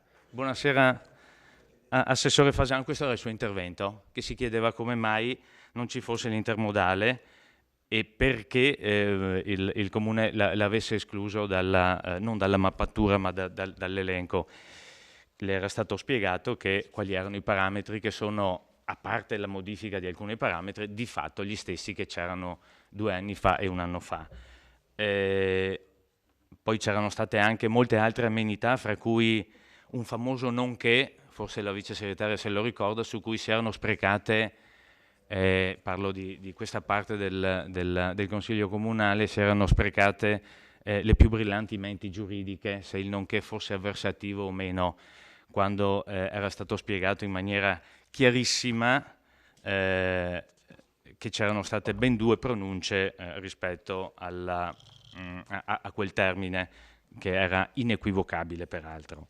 La domanda in sostanza è: come mai quello che, come è accaduto anche prima, quello che 1 anno o 2 anni fa era scandaloso o quasi, di cui non si capiva la ratio, improvvisamente diventa tutto bello e corretto, visto che lei, attuale Assessore Fasan, l'ha votata questa delibera, in cui c'è dentro l'intermodale, ma c'è dentro anche il Cesana Malanotti, e qualcuno si era chiesto, a partire dall'attuale Presidente del Consiglio Comunale, come mai a Vittorio c'era, fra virgolette, la casa di riposo, invece a Treviso non c'era la casa o a Conegliano. Sì, ce l'ho qui, c'è anche il suo, forse lei se ne è dimenticato, ma io sono andato a rileggermi i verbali e c'è anche questa sua affermazione che si chiede come mai ci sia il Cesana Malanotti, anzi addirittura, se trovo, si chiede anche se ci sono delle responsabilità, addirittura, votando il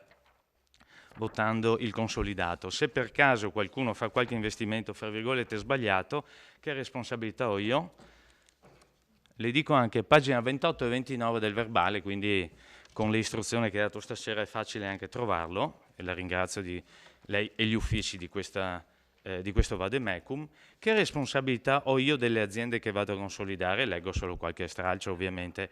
Ho anche delle ricadute legali nel mio bilancio consolidato o meno? Sì, lecitissima, salvo che la risposta c'era già nella normativa, non è un problema per quello.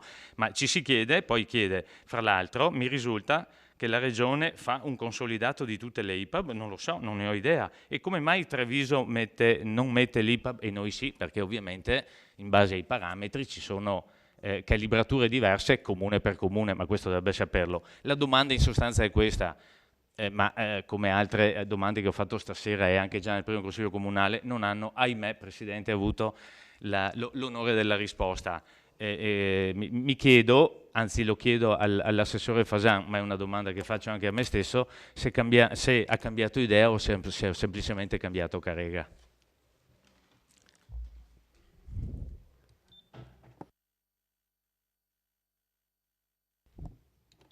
Consigliere De Antoni. Sì. Questo è un documento che io ho cercato di approfondire parlandone in commissione e anche con gli uffici, perché è un argomento che è molto interessante, che poi sarà anche quello che è il futuro degli enti pubblici per quanto riguarda questo tipo di bilancio. È un documento che può assumere una notevole importanza per omogeneizzare e confrontare i bilanci delle amministrazioni pubbliche e per conoscere i risultati complessivi della gestione dell'ente locale e delle aziende partecipate. Il bilancio consolidato è costituito dai conti economici degli stati patrimoniali del Comune e dei propri organismi, enti strumentali e delle società controllate e partecipate, come ha già detto l'assessore. Io dicevo, ho cercato di approfondire questo tema, ho posto alcuni interrogativi nel corso della commissione consiliare, ho avuto alcuni chiarimenti dall'ufficio, ma non sono ancora in grado di capire e di approvare il documento che ci viene proposto. Faccio un esempio che ho già sottoposto anche in commissione e anche agli uffici. Ad esempio, il consolidato 2018 presenta una riduzione del patrimonio netto rispetto all'esercizio 2017 di oltre 9 milioni di euro, determinato quasi esclusivamente dal conto economico del Comune di Vittorio Veneto. Tra i dati del patrimonio netto dei 2 anni ci sono delle notevoli differenze che non riesco a comprendere e che non sono le differenze che ha evidenziato il vice sindaco, perché ci sono differenze di 80 milioni, cioè le cifre spostate in un modo o nell'altro all'interno del riepilogo del patrimonio netto, che non sono giustificate né dall'osservazione che ha fatto il vice sindaco né dalle precisazioni che ha fatto il consulente su richiesta dell'ufficio. Io avevo scritto che avrei comunque votato a favore, ma dopo le uscite di questa sera mi astengo su questo punto all'ordine del giorno, perché sono rimasto davvero offeso da non poter neanche ribattere a un'osservazione tecnica del segretario Presidente, che è una cosa vergognosa, mi permetta, perché io sono sempre corretto, ho cercato di parlare, di dire le cose con calma e poi vengo trattato in questo modo, mi dispiace molto. Comunque volevo astenermi, ma questa volta voto contro. Chiedo inoltre, se è possibile, al Presidente della Commissione e all'assessore al bilancio di convocare possibilmente entro la fine dell'anno una riunione della Commissione con il consulente incaricato di supportare gli uffici, quella persona che conoscete, per spiegare le modalità di stesura di questo conto economico, ma non è tanto il consolidato che in questo caso mi interessa, quanto il conto economico del Comune di Vittorio Veneto, che poi va a essere consolidato nel consolidato stesso, in modo tale che si possa capire e avere maggiori informazioni su come vengono fatti questi documenti e quindi per fare in modo che questi documenti possano effettivamente essere utilizzati per valutare l'effettivo risultato di gestione dell'ente. semplicemente perché il conto economico rispetto al bilancio finanziario che facciamo come comuni, come enti pubblici, è proprio la diversità è data proprio dal fatto di poter verificare come l'ente viene gestito. Faccio un esempio, realizziamo un'opera pubblica, l'impianto fotovoltaico, con i contributi della regione o che non so, comunque quello che è, facciamo 500 milioni di euro, poi noi nel bilancio finanziario ogni anno non facciamo l'ammortamento, ci troviamo poi dopo 10 anni, quanto è la durata, 20 anni dicono degli impianti fotovoltaici, ci troviamo ad avere un impianto che non vale niente e non avere accantonato con gli ammortamenti i soldi relativi al rifacimento dell'impianto. Questo dal bilancio finanziario non emerge, da un bilancio economico questo emerge. Quindi arrivare ad avere un documento, il bilancio economico patrimoniale, che ci consenta di fare queste verifiche, queste precisazioni è fondamentale. Si arriverà nel tempo, però io credo che, visto che gli uffici spendono tanto tempo per fare queste cose, che poi qualcuno dice anche che è un documento che non vale niente, che non serve a niente, qualcuno lo dice anche, ma comunque noi non lo diciamo, sarebbe importante poterlo approfondire. Io come componente della Commissione mi rendo disponibile per quanto so di queste cose, poche rispetto a quelle che sicuramente il consulente ci darà, per arrivare a capire bene questo documento e a sfruttarlo per una gestione corretta del nostro comune.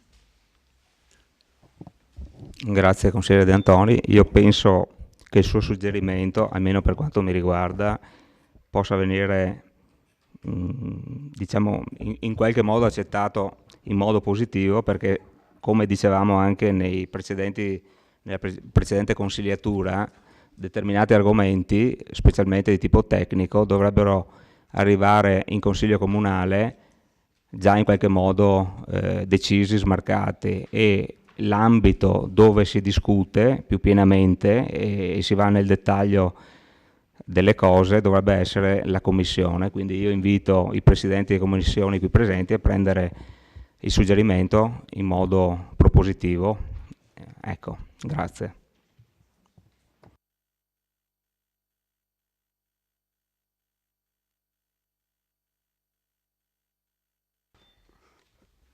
Consigliere Bagliana. Sì, allora, premesso che per me è un argomento abbastanza difficile questo, però ho provato ad approfondirlo e pongo solo delle domande di tipo tecnico. Allora, ho visto che i parametri per quanto riguarda l'incidenza dei bilanci sono cambiati rispetto all'anno scorso. Cioè il minimo l'anno scorso era i bilanci, quelli che si presentavano irrilevanti, cioè con valori patrimoniali, finanziari, economici inferiori al 10% rispetto a quelli del comune. Invece mi sembra che da quest'anno sono al 3%. Intanto volevo capire come mai c'è stata questa variazione. Immagino che ci sono delle normative di legge che hanno fatto questo, anche perché mi sembra che la legge sia non in evoluzione, ma comunque ci siano degli aggiustamenti rispetto alle modalità di preparare questi documenti. Seconda cosa che volevo capire è la questione dell'ATM, che era messa all'interno del perimetro, mi sembra di ricordare, l'anno precedente, o nel 2016, vado un po' a memoria, comunque adesso avevo notato questo, adesso la ritroviamo e vorrei che magari se mi aiutate su questo, la ritroviamo con le quote all'interno dell'intermodale vittoriese, e con cui il comune penso partecipi, come c'è scritto qua, il 9,44 partecipazione diretta, poi c'è 9,44 indiretta tramite ATM servizi, con un totale, non so se è il totale o non capisco, di 18,88 in seguito a cessione di ATM servizi. E non so, su questo dato qua di percentuale di partecipazione, se va non è lo stesso di percentuale di partecipazione pubblica, che è l'11,92, cambia. Se potete anche spiegarmi questa cosa qua, insomma. E poi rispetto all'ATM volevo capire, appunto, io ero rimasta che era in liquidazione, e se qualcuno di voi ha notizie in merito, se gentilmente ce le può fornire.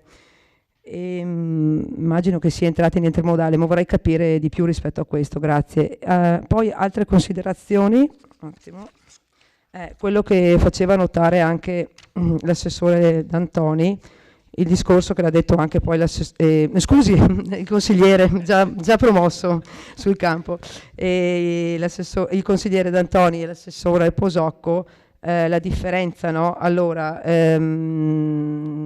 che quest'anno chiudiamo con un negativo il conto economico consolidato evidenzia un risultato economico 2018 per il gruppo comunale incluso nell'area di consolidamento complessivo della quota di pertinenza ai terzi negativo di 4.724.000 erotti, mentre lo scorso anno era in positivo di 600.000 euro.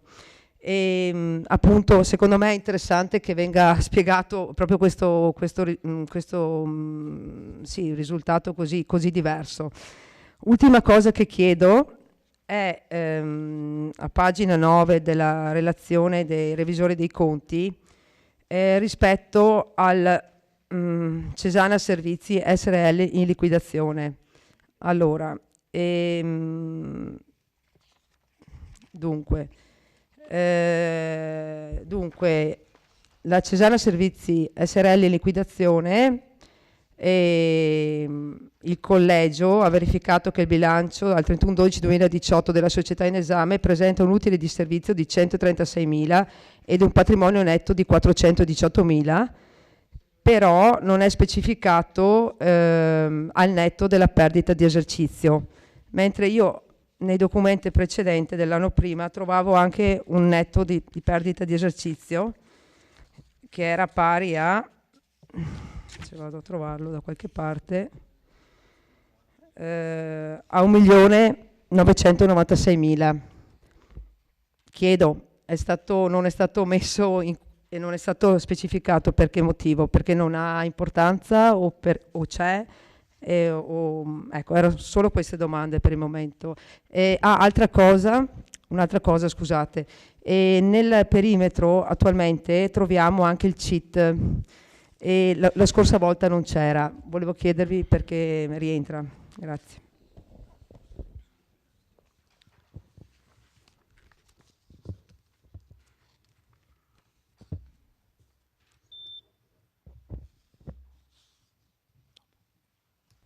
Prego, Assessore.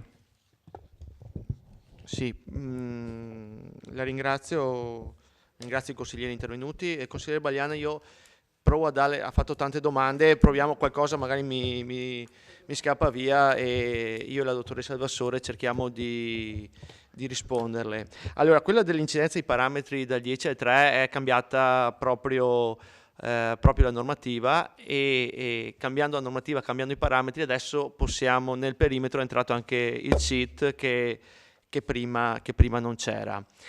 Questo è un documento, come sosteneva il consigliere De Antoni, che è difficile anche da leggere e appunto con la commissione poi cercheremo nei prossimi mesi di approfondire questo documento veramente complicato.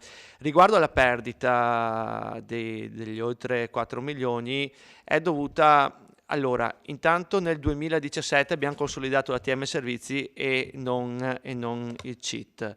La liquidazione della TM Servizi ha creato una minusvalenza di quasi 3 milioni di euro e quindi la minusvalenza è entrata in questo calcolo. C'è stata una revisione da parte dell'amministrazione precedente dei parametri, dei valori delle immobilizzazioni, quindi anche qui c'è uno scostamento e poi all'interno di quei 4 milioni dovrebbe esserci anche una perdita, credo, del Cesana di 300.000 euro. Ecco, quindi ho cercato di rispondere a questo. Per le altre domande passo la parola alla dottoressa Alvassore.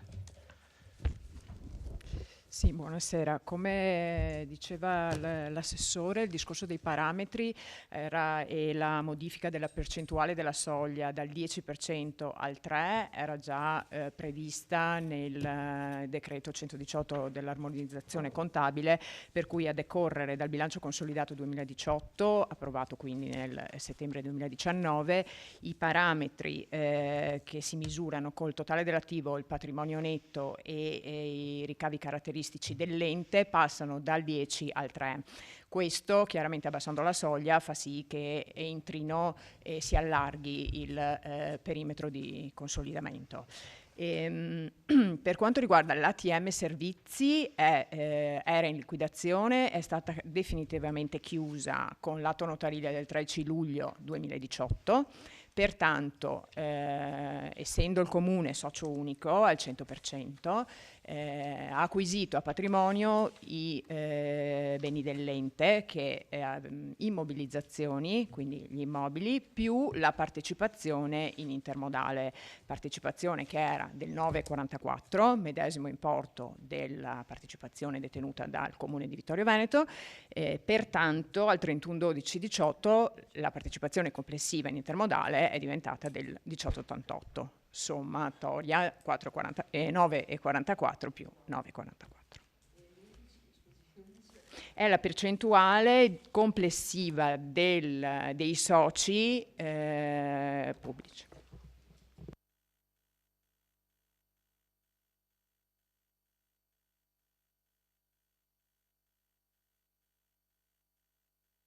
È inserita all'interno del bilancio dell'IPAB Istituto Cesare Malanotti.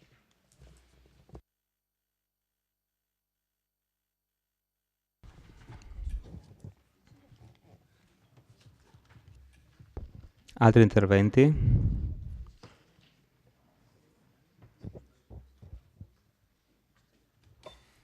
Consigliere Tonon? Sì, grazie. Se c'è il secondo giro, se no aspetto.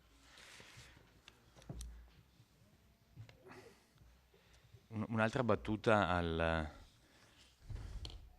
l'ho presa di mira, Assessore Fasan, ma siccome lei interveniva spesso e ripetutamente in maniera anche molto brillante quando era consigliere comunale, noi abbiamo visto queste carte 3 giorni fa.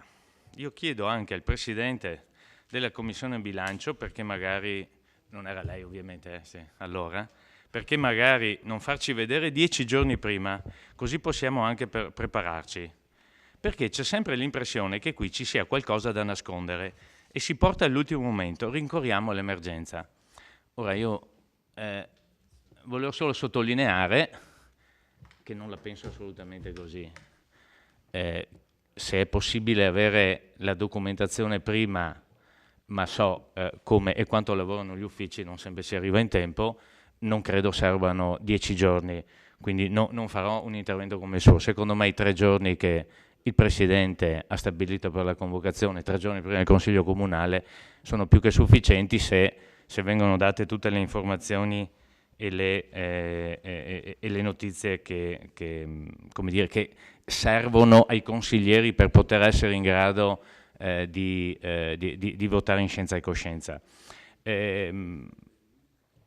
Mi piace però, questo sì, far notare come sia diverso l'atteggiamento, come ho detto prima, a seconda del posto in cui qualcuno si siede. Mi riferisco per esempio anche a un altro intervento che è stato fatto un anno fa dall'attuale Presidente del Consiglio Comunale riguardo alle farmacie, disquisendo sulla gestione delle farmacie comunali, considerando magro il bilancio utile di quasi 200.000 euro, dicendo che era più o meno era sempre uguale, quando in realtà non era uguale, parlando ovviamente del minor magazzino, minor servizio. Da uomo d'azienda invece lei sa benissimo che la rotazione del magazzino è uno dei fattori che costituiscono appunto, ma più basso è e più ruota meglio è, non minor magazzino, minor servizio. Ma questo era stato affermato. Io capisco, ripeto, che quando si è in minoranza, l'ho fatta per tanti anni, per cui so benissimo che si cercano tutti i cavilli e le cose che non funzionano. Però francamente dire che il miglior utile, allora dico, visto che quest'anno è già calato, degli ultimi 12 anni era venuto gratis praticamente, perché così lei ha detto, mi pare francamente irrispettoso, soprattutto, come ha detto prima, per rispetto nei confronti di quelli che lavorano, di tutti i farmacisti, di tutte le farmaciste e di chi amministra e amministrava la società.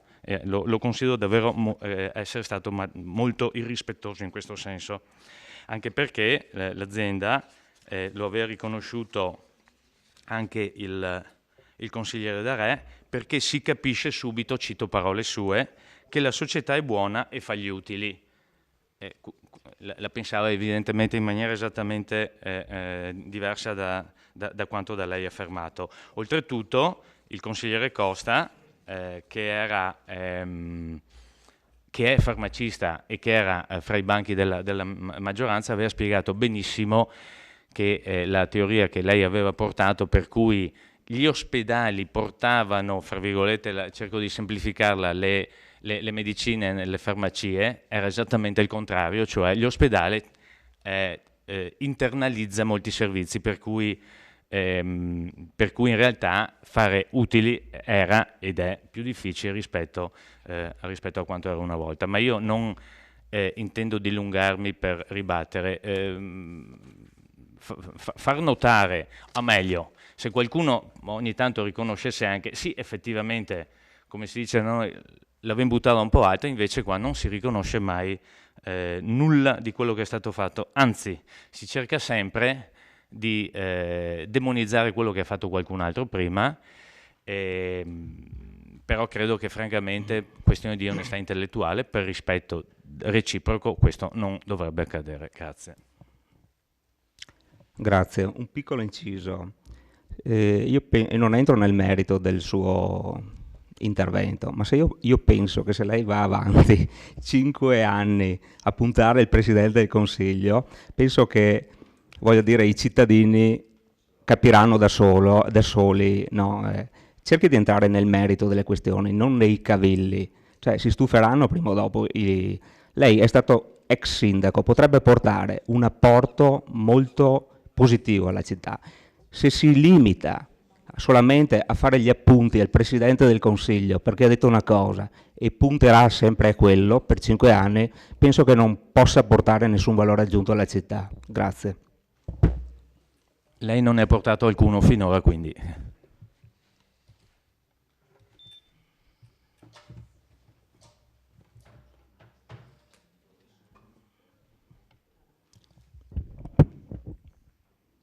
Qualche altro intervento? Bene. Dichiarazione di voto?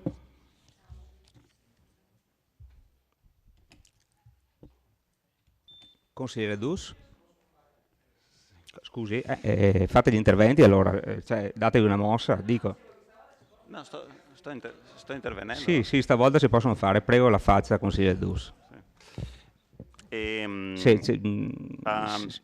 Credo che buona parte considerato che sono passati 124 giorni dalla vostra vittoria e quindi successivo insediamento, buona parte di questo bilancio consolidato è frutto di un lavoro fatto dalla giunta precedente, piaccia o non piaccia. Certo è che le osservazioni che ha portato il consigliere De Antoni e il consigliere Tononi in questa sede, dal mio punto di vista, avevano comunque la dignità di ottenere una risposta abbastanza precisa, e così non è stato, per cui il gruppo di minoranza del Partito Democratico insieme al gruppo della lista Marco Dus Sindaco si asterranno.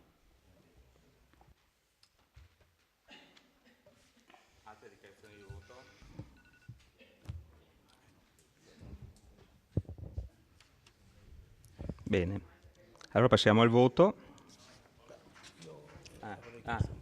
L'assessore Fasan vorrebbe fare una precisazione. Prego, assessore. Sì. Lei ha fatto la dichiarazione di voto? Un minuto. Vabbè. No, niente, rispondere dai. solamente al consigliere Donò. Dopo, il prossimo giro ci sarà tempo a questo punto. Bene, passiamo alla votazione. Favorevoli?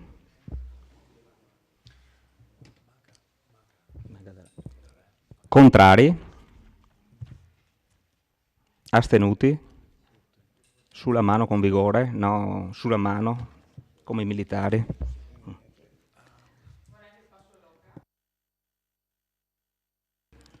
Passiamo alla prossima delibera. Bilancio di previsione 2000. Scusate un attimo che forse c'è l'immediata eseguibilità. Votiamo per l'immediata eseguibilità. Favorevoli? Contrari? Astenuti? Su, che non si vede, su. Consigliere, no, su. Coraggio, forza. Bene. Contrario Denardi. Sembra essere all'asilo tante volte. Andiamo avanti. Punto numero 5. Forza, silenzio per cortesia. Silenzio. Bilancio di previsione 2019-2021. Quinta variazione con applicazione parziale dell'avanzo di amministrazione dell'esercizio. Passo la parola all'assessore Posocco. Grazie Presidente. Andiamo a deliberare un'altra variazione di applicazione dell'avanzo amministrazione che coinvolge alcune spese, sì, in parte corrente, ma il grosso della variazione viene fatto in parte capitale per complessivi 800.395 euro. E poi magari durante la discussione con gli altri assessori, se volete approfondiremo un po' di più dove vanno fatti queste variazioni. Comunque questi 800.000 euro verranno finanziati per 565.000 euro da contributo regionale per l'eliminazione delle barriere architettoniche per 12.115 euro.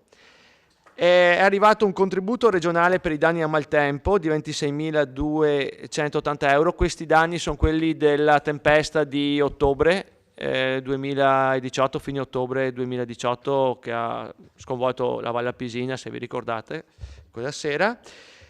Siamo riusciti ad avere un contributo regionale per la messa in sicurezza di edifici scolastici di 324.580 euro. Sono arrivati 50.000 euro di contributi regionali per il liceo, per la realizzazione del campo da basket e pallavolo presso il liceo artistico Munari. C'è la parte che rimaneva del rimborso dell'assicurazione danni a maltempo, questa però riferita al 25 giugno 2017 della grandinata, per un totale di 152.160 euro. Avevamo un avanzo per gli investimenti di 155.000 euro e applichiamo una quota di avanzo libero che avevamo 906.000 euro liberi ancora, e finanziamo quindi con un ulteriore 245.260 euro, andiamo a finanziare gli interventi per 800.395 euro di parte capitale. Quindi dopo questa variazione abbiamo ancora una parte libera di 826.809,14 euro.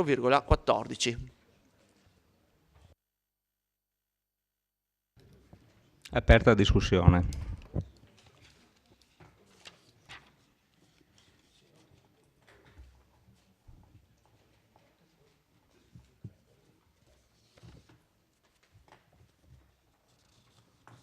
Qualche intervento?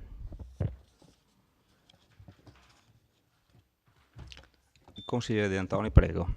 Sì, abbiamo esaminato questo documento anche in commissione, abbiamo ricevuto tutte le informazioni che avevamo chiesto, insomma, all'assessore, fuorché non è riuscito a darci tutti gli elementi relativi agli interventi che sono per gran parte relativi al referato dei lavori pubblici. L'assessore al bilancio ci ha detto che l'avrebbe avvertita in modo tale che durante il Consiglio ci poteva dare un'indicazione più completa di questi interventi, anche perché i giornali, che pur dando alcune anticipazioni come al solito prima della riunione della Commissione, questa volta non sono stati così completi come al solito, perché una volta mettevano giù proprio tutti gli interventi, stavolta hanno solo indicato 2 o 3 interventi ma non hanno specificato tutti gli interventi. Io, guardando meglio, insomma, la bozza della delibera, rilevo che c'è una consistente variazione di bilancio che permette una notevole serie di interventi. Sono un po' uno qua, uno là, diciamo di ordinaria amministrazione, senza che a monte ci sia, o se c'è stato, se c'è, non c'è stato illustrato, un programma che possa far capire come intende muoversi l'amministrazione anche in questo settore.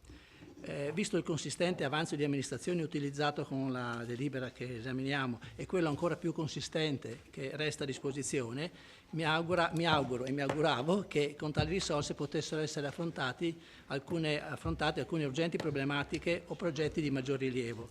Mi riferisco in particolare ai problemi ambientali, in particolare quelli legati al cambiamento climatico, che oggi ha visto dibattere nelle piazze italiane migliaia di studenti, oppure finanziare il completamento di alcuni impianti sportivi o finanziare, ad esempio con un primo stanziamento, l'interessante progetto Naturalmente Vittorio Veneto, che è stato recentemente esaminato dalla Giunta Comunale. Quindi chiederei, insomma, all'assessore di poter avere questo elenco, queste precisazioni sui diversi interventi. L'assessore ci ha detto alcune cose, ma per esempio sul sistema di sicurezza, per esempio, non ha saputo dirci bene. Complessivamente mi sembra che siano tutti interventi che merita essere fatti, però suggerirei, per quanto possibile, soprattutto con l'applicazione dei prossimi consistenti fondi dell'avanzo di amministrazione, di individuare alcuni progetti specifici da finanziare e da portare a compimento in tempi brevi. Grazie. Allora, una risposta da parte... No? Andiamo avanti con le domande o rispondo subito? Avanti. Se per caso qualche altro consigliere... Altri interventi? Consigliere Bagliana, grazie. Grazie. Allora sì, anch'io ho notato, come diceva il consigliere D'Antoni, che praticamente sono interventi mirati e in effetti non si evidenzia ancora una progettualità da parte della vostra amministrazione, dell'amministrazione attuale in carica, e lo so che siamo ancora in fase magari di studio, però in effetti sono d'accordo anch'io. Questa è poi una scelta vostra, quindi eventualmente di procedere con delle progettazioni un po' più corpose, o quantomeno delineare un po' la strada che vorrete seguire in questi anni. E voglio solo chiedere alcune cose rispetto alle cifre che sono state messe a bilancio qua, in particolar modo gli interventi vari su edifici comunali, cioè Ville Crozze e Biblioteca Comunale per 100.000 euro, e chiedere appunto cosa verrà fatto, gli interventi sul sistema di videosorveglianza appunto per 30.000 euro, il discorso della sistemazione di aree attrezzate e parchi pubblici 50.000 euro. Io girando per Vittorio ho visto che i parchi non sono effettivamente ben tenuti, ci sono dei grossi problemi sia per quanto riguarda i cestini, le panche e tutto quello che c'è, che esiste in un parco pubblico. E poi volevo soffermarmi in particolar modo sul discorso delle barriere architettoniche, dell'eliminazione del piano eliminazione barriere architettoniche, e qua vorrei un attimo enfatizzare il discorso.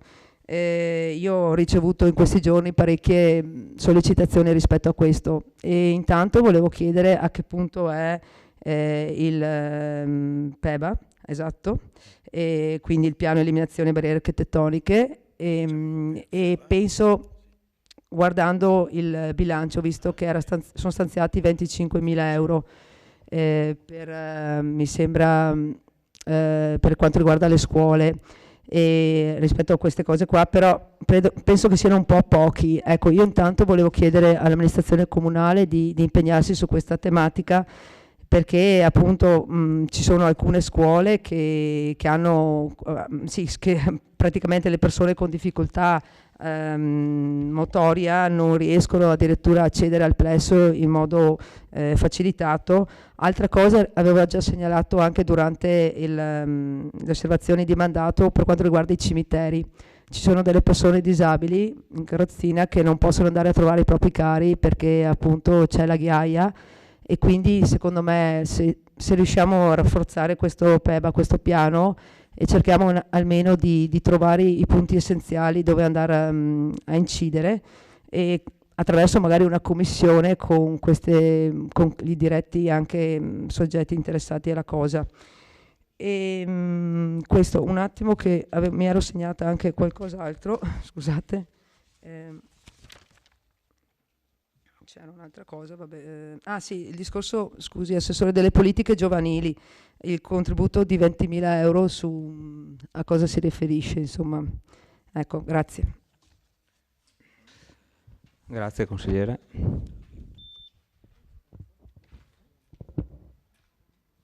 Consigliere Dus, prego. Sì, grazie. Anch'io faccio delle domande perché non facendo parte della commissione alcune voci vorrei chiedere se magari possono essere un po' splittate come precisazione. Mi riferisco agli interventi legati ai corsi d'acqua, immagino che sia la pulizia, però magari se mi fate un chiarimento su questo, in cosa consisteranno e dove verranno realizzati invece per quanto riguarda i campi da basket che avevo letto da qualche parte, ecco, e pallavolo,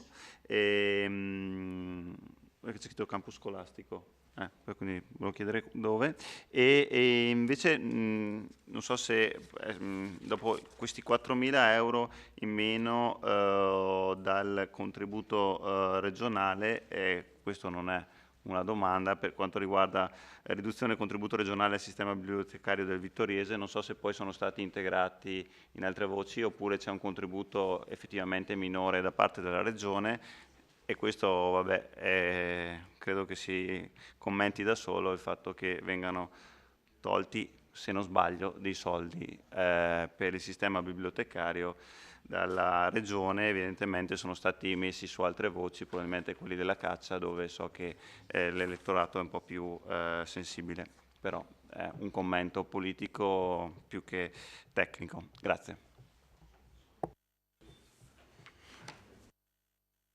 Grazie consigliere.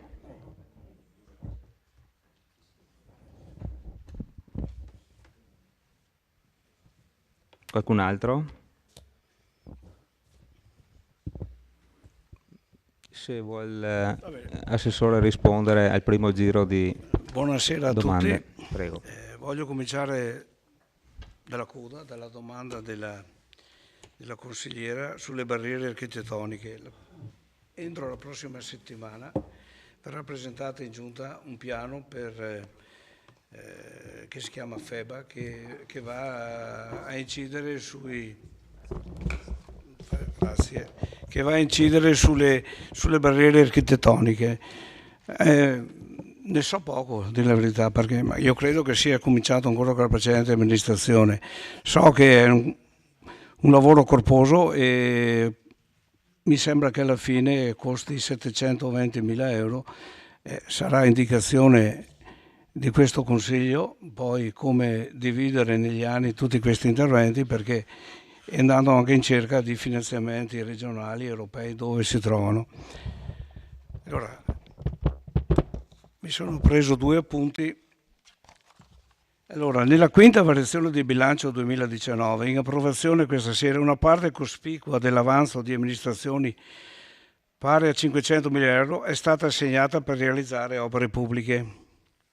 L'obiettivo di questa amministrazione è quindi di poter impegnare questa considerevole cifra in opere da realizzarsi o di finanziare entro la fine dell'anno, e più precisamente prima del piano opere pubbliche 2020, che con tutta probabilità sarà approvato entro dicembre 2019.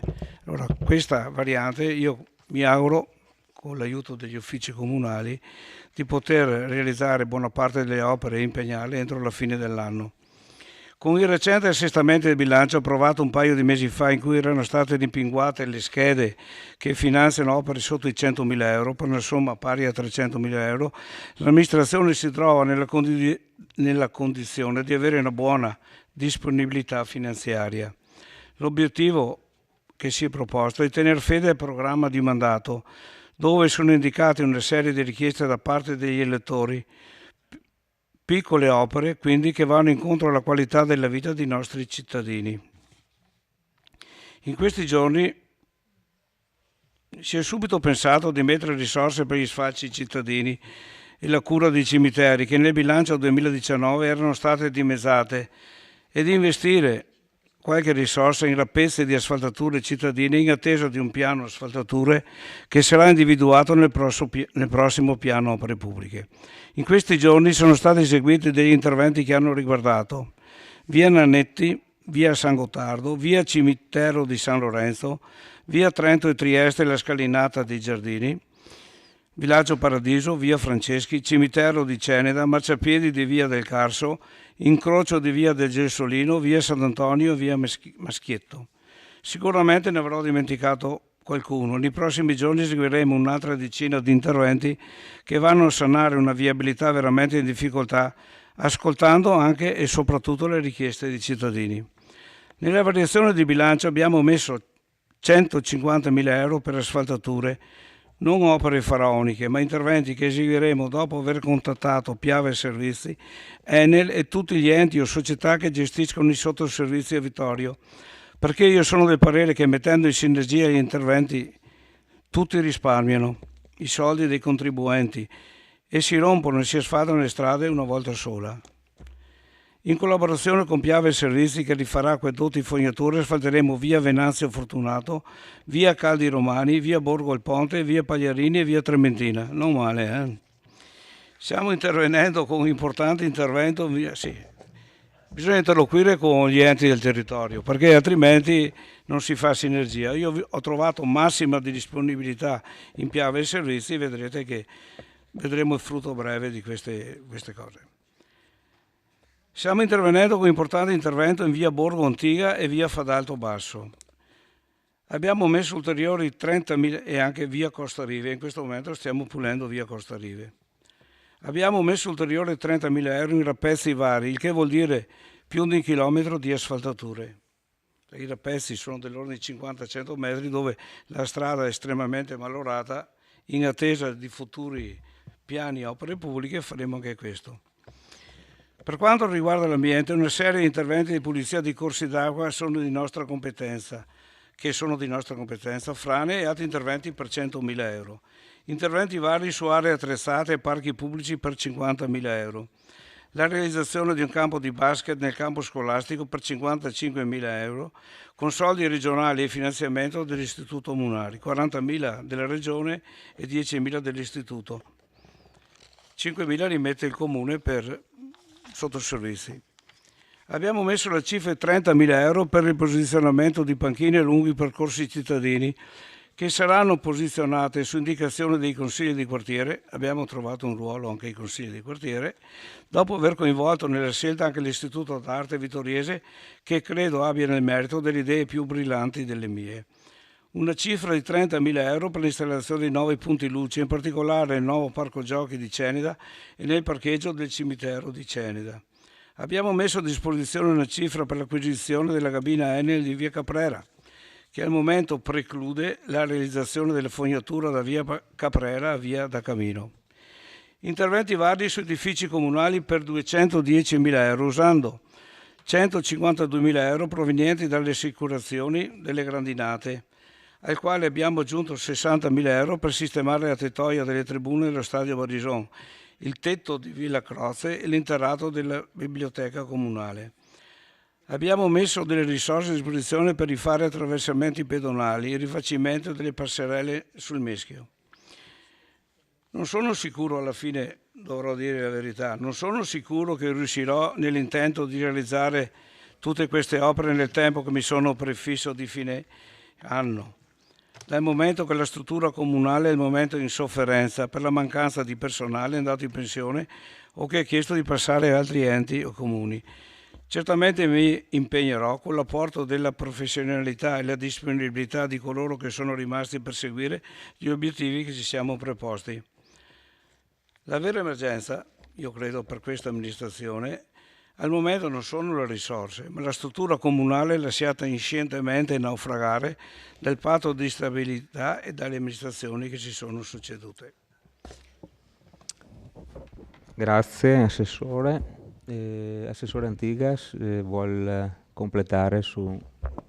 Sì, per quel che riguarda, buonasera a tutti, per quel che riguarda il mio capitolo, in principale la sicurezza, abbiamo dei soldi da mettere anche in questo capitolo e sostanzialmente sono 80.000, però 30.000 devono essere spesi secondo me in maniera veloce, perché fatto una disamina della trentina di telecamere che abbiamo nel nostro territorio, ce ne sono sostanzialmente 2 che sono stati rimessi in moto adesso e altre 2 che danno e non danno dei segnali, 3 invece sono assolutamente fuori servizio. Della trentina ce ne sono una decina di obsolete, nel senso che ormai la tecnologia, sono in opera da più di 10 anni, la tecnologia chiaramente è andata avanti, questa danno la possibilità di un registrato per esempio e non di ottima qualità, e quindi se si tratta poi di andare a rivedere i dati difficilmente sono zoomabili perché sono di bassa risoluzione. Non hanno poi il rilevamento delle targhe che ormai è importante ci siano nel territorio. Quindi questo è il programma per le telecamere del territorio. Poi queste telecamere sicuramente dovranno necessariamente, ma non da subito, ma nel programma, essere sicuramente a disposizione anche del comando dei carabinieri. Oggi siamo in attesa di fare un protocollo perché ci sia condivisione di dati, e poi l'aspirazione è anche che possano essere messe in rete tutte le telecamere private che ci sono nel territorio con un censimento puntuale, di modo che anche questi possano in qualche modo avere una visione più completa del territorio. Ma non solo telecamere, c'è stato richiesto, e questo fortemente in pre-campagna elettorale, che tutti quanti denunciavano che il traffico cittadino va chiaramente al di fuori di quel che è la normativa, che sono i famosi 50 km all'ora, o in maniera magari più appropriata dove ci sono problemi dei 30. Specialmente in lunghere, per esempio, dove era stato visto anche di fare una rotonda per evitare il discorso del traffico e il discorso di velocità a San Giacomo, la cosa sembrava assolutamente importante. Però diventa importante anche un po' per tutto il territorio, perché dobbiamo capire che Carpesica vuole una postazione, Formeniga vuole una postazione, Cozzuolo vuole una postazione, Longhere, San Giacomo e addirittura anche San Pietro e Paolo vuole una postazione.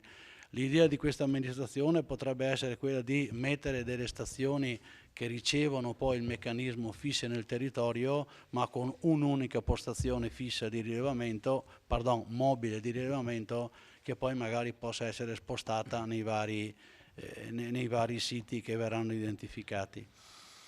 E in quanto alla sicurezza io non ho altre note, se ci sono domande sono qua. Prego. Grazie Assessore, passo la parola all'Assessore Uliana. Sì, allora volevo rispondere al consigliere Dus che effettivamente 4.000 euro per il sistema bibliotecario del Vittoriese non sono stati assegnati da parte della Regione, mentre ci sono stati assegnati 2.500 euro, questa volta per la nostra biblioteca, per il progetto Pergamene del Fondo dei Battuti.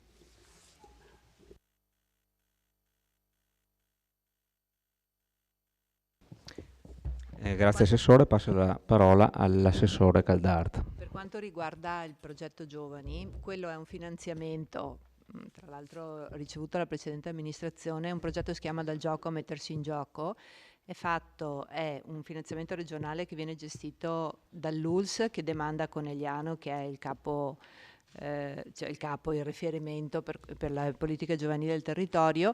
Sono tutte attività di laboratorio che sono state indirizzate soprattutto ai ragazzi NEET, ai ragazzi in difficoltà, solo che i laboratori sono stati fatti su Vittorio Conegliano e Sernaglia, e ogni comune doveva gestire i laboratori anche degli altri comuni, quindi non erano tutti a 22.000 euro per noi, però viceversa alcune attività gestite da Conegliano e Sernaglia hanno avuto ricaduta da noi. Grazie Assessore. Bene. Consigliere Dus? No? No, vedo una prenotazione. Una prenota. Ah. Se ho dimenticato qualche domanda. Sì. Scusate, Prego.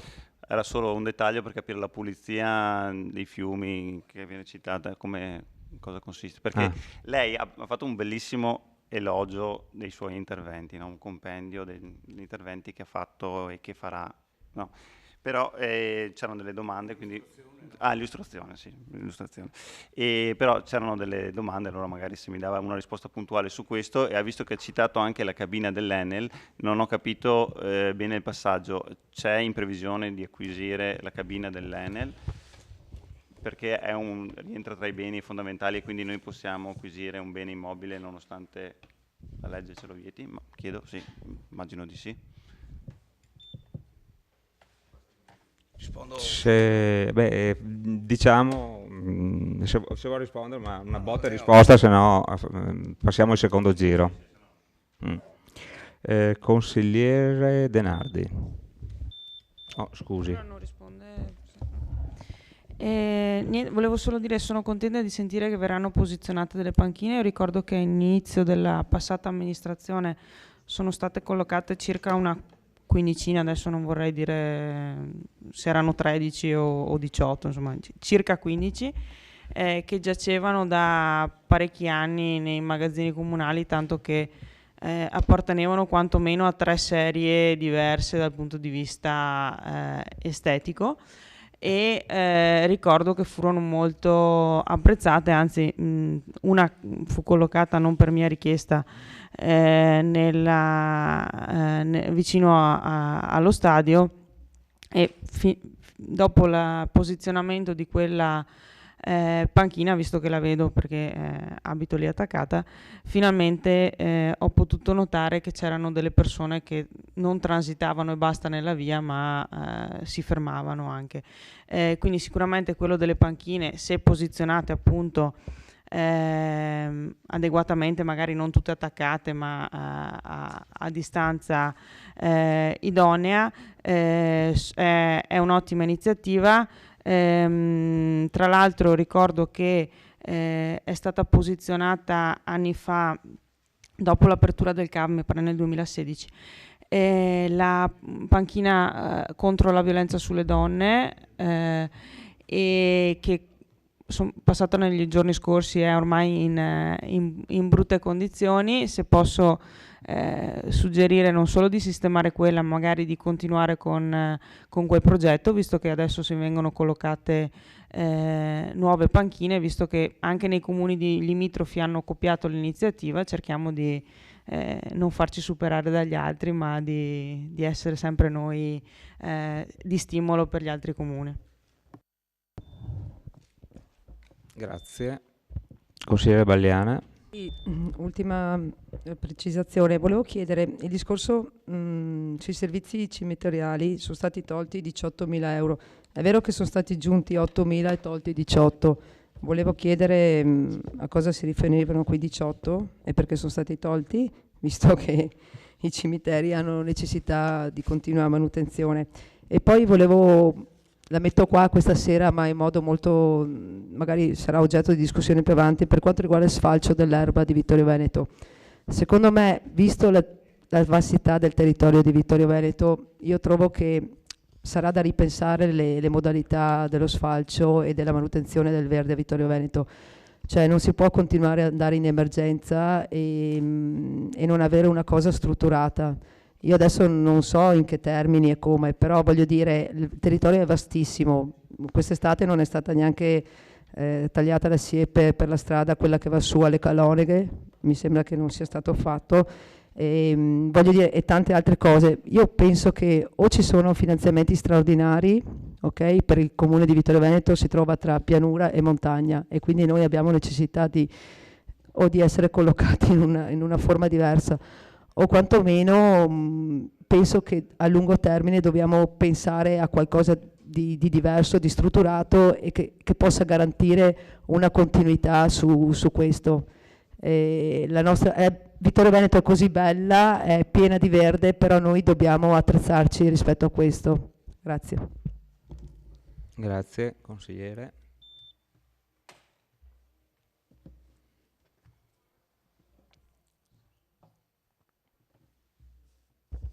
Altri interventi? Consigliere De Antoni. Sì, solo per un chiarimento dall'assessore Antiga, sui 50.000 euro per la sicurezza stradale, se ne era parlato anche in commissione. Insomma, si era detto, non ho capito che cosa faremo esattamente con questi 50.000 euro. Per la sicurezza. Ho capito che sono, in commissione avevamo detto quei bussolotti che vengono messi lungo la strada, quindi non è quello il termine corretto. Volevo capire cosa viene fatto, se vengono messi solo questi contenitori, in che misura... Un attimo, sì. che finisca. Ha finito, consigliere? Se abbiamo chiuso prego. gli interventi, sì, a botta degli 80.000, dicevo che 30.000 vengono spesi immediatamente per quanto detto prima. Gli altri rimangono comunque sulla sicurezza come telecamere nuove, di nuovo impianto, che non è che costino poco, però sostanzialmente tutti vengono messi sicurezza, telecamere poi che devono essere anche, c'è la visione, c'è il bisogno anche di avere delle telecamere che girino tipo fototrappole, cose del genere. Per esempio troviamo in giro per il territorio luoghi che non sono dedicati a raccogliere immondizie ma sono sempre presenti le immondizie, quindi della sicurezza stradale. La sicurezza stradale poco si fa, nel senso che nel nostro capitolo, a meno strisce e cose del genere che è lavoro pubblico, ma è tutto sicurezza, vigilanza e cose del genere. Digitale. Per noi la sicurezza stradale, oltre ai bussolotti, è tutto quello che è vigilanza stradale digitale. Vogliamo capire le macchine che girano, se sono tutte a posto, se hanno problemi di... Il capitolo è in quel senso. Grazie. Paolo? Assessore Posocco. Sì, per rispondere al consigliere Bagliana, riguardo i 18.000 dei cimiteri, in realtà abbiamo tolto 18 ma rimesso su un altro capitolo 8.000 e i 10.000 di differenza li trovo nel capitolo del sociale, riguarda contributo alle cremazioni, perché il Comune di Vittorio Veneto dà un contributo per le cremazioni e quest'anno siamo già a 30.000 euro di contributo per le cremazioni. Grazie Assessore. Altri interventi? Altrimenti passiamo alla dichiarazione di voto. Scusi Assessore, prego. Grazie Presidente. Allora, rispondo al consigliere Dus. Quali interventi facciamo sui corsi d'acqua? Quelli che sono di nostra competenza, sicuramente. I meschietti sono di nostra competenza. Il meschio non è di nostra competenza, pertanto abbiamo fatto bene il nostro lavoro, era ben chiaro, siamo andati sui giornali varie volte, credo ci siamo capiti. Campo di basket, questo è un finanziamento che ha preso l'Istituto Munari di 40.000 euro, paga la regione, sì la regione, 10.000 li aggiunge l'Istituto, 5.000 li mettiamo noi per completare, per fare il sottoservizio e completare il campo di basket. Cabina Enel, quella cabina Enel è lì in attesa di essere comprata da almeno 8 anni, diciamo. Abbiamo fatto una cabina, come lei ben sa, perché abita lì, abbiamo fatto una nuova cabina, abbiamo comprato e installato una nuova cabina, abbiamo dato 50.000 euro ad Enel, voi avete dato, la precedente amministrazione, 50.000 euro, e al momento di comprare la cabina l'Enel vuole mettere l'asta. Noi non siamo d'accordo di questo, pertanto stiamo calando un progetto di interesse pubblico che sono le fognature, per poter andare a trattare con Enel e portare a casa la cabina, magari adoperando i 50.000 che abbiamo già dato e aggiungendo poco. Questo è il progetto. Poi le panchine fanno parte del decoro urbano, no? Da questo mandato dell'amministrazione Miato c'è un nuovo referato che si chiama decoro urbano. Diciamo che le cabine con un cestino di fianco vengono a costare all'incirca 500 euro, 600 euro, pertanto non è che sposta gli equilibri di bilancio, però sposta nella convinzione della gente che c'è un'attenzione per i più deboli che non riescono a fare tutto il tragitto senza fermarsi, ed è la nostra convinzione di mettersi in sinergia con i consigli di quartiere che dovranno indicare quante e dove vanno messe. Io credo che ho messo 30.000 euro, una cinquantina le possiamo comprare, però non c'è un problema a metterne altri 50 se la città richiede che ne siano 100. Abbiamo già più di 100, come si chiamano? Panchine, abbiamo già più di 100 panchine, anche queste verranno tutte manutentate e mi auguro che le stecche in legno verranno sostituite con stecche di alluminio. Stiamo valutando anche questo, perché il vero problema dell'amministrazione non è comprare le panchine ma manutentarle. Non abbiamo più operai, pertanto comprare una panchina sarà 10 anni nel degrado assoluto non è sicuramente nelle mie intenzioni. Se ho dimenticato qualche domanda. Andiamo avanti perché altrimenti... consigliere Dus, prego. Dichiarazione di voto? No, se no, perché volevo Dichiarazione proprio di voto. ritornare su questo tema qui della cabina dell'Enel, perché è centrale, perché nel senso è un progetto iniziato ancora nel 10 anni fa, ecco. E quindi volevo capire, perché le fognature non le fa il comune, immagino? Quindi se quindi voi diciamo avete intrapreso no, giusto perché credo anche a casa magari interessi questo tema, siccome la cabina effettivamente impedisce di un'apertura su via Caprera e quindi è lì ferma, inchiodata questa cosa qui da 10 anni che non se ne viene a capo. Adesso se viene messa all'asta chiaramente è probabile che il vicino un po' di gola gli faccia questa cabina e quindi magari partecipi all'asta, suppongo io, no? E quindi, visto che il comune non può partecipare a delle aste, e qui casomai stiamo guardando un progetto di... Lascia finire. Mi chiedevo come si riusciva a sbrogliare questa matassa, che io spero e mi auguro che si riesca a sbrogliare. Tutto qui era una curiosità la mia, ma la dichiarazione di voto la faccio... Stiamo lavorando per questo. Subito dopo. Velocissimo, una battuta. Sì. Dopo 10 anni credo che ormai è investito circa 70.000 euro, credo che sia la buona ora di portarla a casa, magari con un progetto di interesse pubblico, no, come che ti ho detto. Bene. Anche per... No, va bene.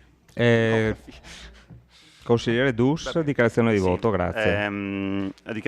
Ci asterremo sull'impianto in quanto riprendo un intervento che avevo fatto ancora all'inizio del mandato. Capisco naturalmente che da poco insediatesi la Giunta non è che possa già delineare, come diceva correttamente la consigliera Bagliana, dove portare Vittorio Veneto da qui ai prossimi 5 anni. In 100 giorni è molto difficile naturalmente farlo, però non vorrei che questo fosse uno dei primi interventi che noi andiamo quantomeno a supportare con il nostro voto e che poi da qui in avanti tutti gli interventi saranno simili. Rimarco, e spero che qualcuno a casa in quest'ora ci stia ancora ascoltando, il fatto che la Regione Veneto abbia così defraudato di 4.000 euro il sistema bibliotecario vittoriese, che già non gode di così tanta forza e vivacità, e che quindi anche questi pochi soldi magari gli facevano comodo. Grazie. Grazie consigliere, comunque sicuramente a casa ci stanno guardando perché sono le 10 meno un quarto, non siamo agli orari a cui eravamo abituati. Altre dichiarazioni di voto?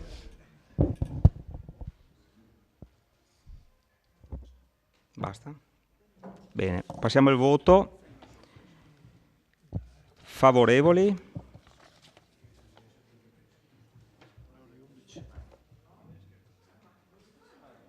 Contrari?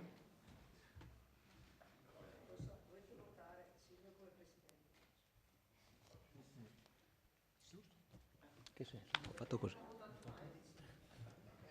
Prima però. Allora, astenuti? Bene. Votiamo l'immediata eseguibilità. Favorevoli? Contrari? Astenuti? Boh. Chiudiamo anche questa. Allora passiamo alla delibera numero 2 che è stata spostata alla fine. Commissione consigliare temporanea area ex Fassina ex Carnielli, conferma istituzione e nomina dei componenti. Questa delibera è stata spostata alla fine perché è stato richiesto precedentemente nella conferenza dei capigruppo. Allora, qua si tratta di formare la commissione ex Carnielli, che è sempre stata una commissione storica da quando è iniziato, diciamo così, il procedimento di bonifica dell'area ex Carnielli ex Fassina, e i membri della commissione sono un sindaco con funzione di presidente, l'assessore all'ambiente, numero 2 consiglieri di maggioranza e numero 2 consiglieri di minoranza. Chiedo ai capigruppo della minoranza di fornirmi possibilmente un nome, 2 nomi, se non vi siete già...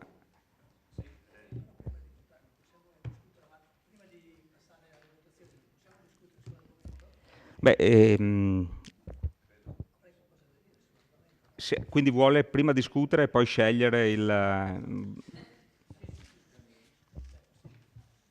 Va bene, passiamo alla discussione e poi mi fornite i nomi.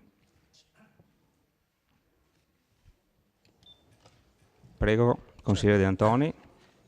Io volevo chiedere al Consiglio di valutare se sia effettivamente opportuno o necessario mantenere una commissione con il solo compito di controllare, tra virgolette, c'è scritto, di controllare il procedimento di bonifica dell'area ex Carnielli. L'area, se ho capito bene, è stata venduta ad un imprenditore che intende realizzare tra l'altro un'attività commerciale e che dovrà prima di tutto l'imprenditore procedere alla bonifica dell'area stessa. Credo che a questo punto il ruolo della commissione istituita nel 2005 abbia perso almeno in parte la sua funzione originaria.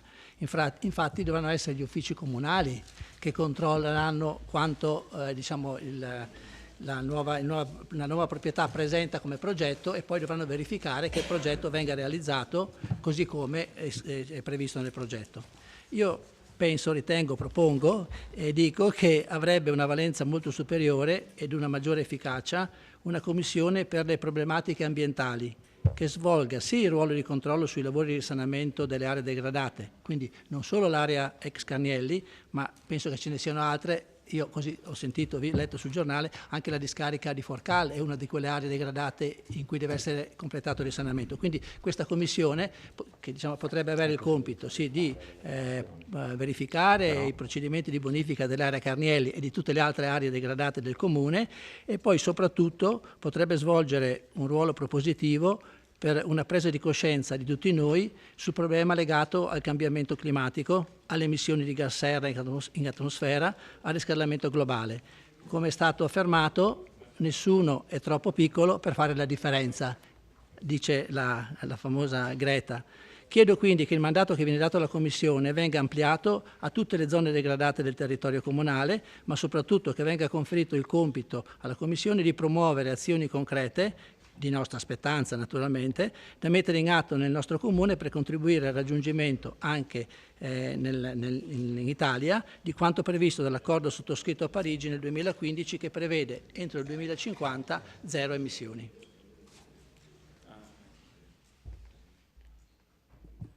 Grazie.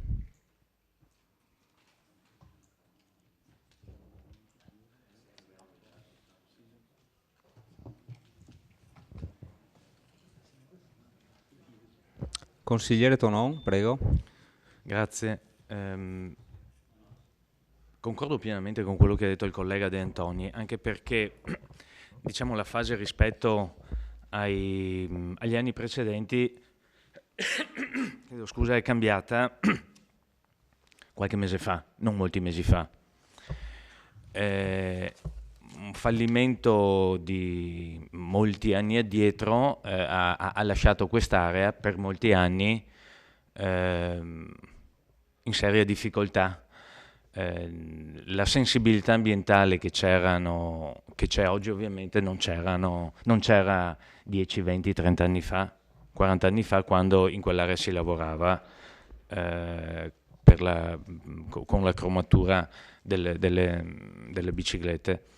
Credo che più o meno tutti e più o meno approfonditamente conosciamo il percorso urbanistico che quell'area ha avuto.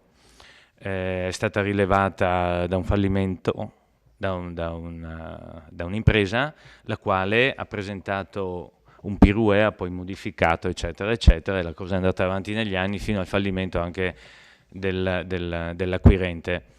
Tentativi vari da parte della curatela di vendere il bene e difficoltà oggettiva anche non solo per la situazione ambientale, ma anche per il declinante mercato edilizio evidente e ahimè non ancora del tutto risolto. Di concerto fra amministrazione comunale e curatela,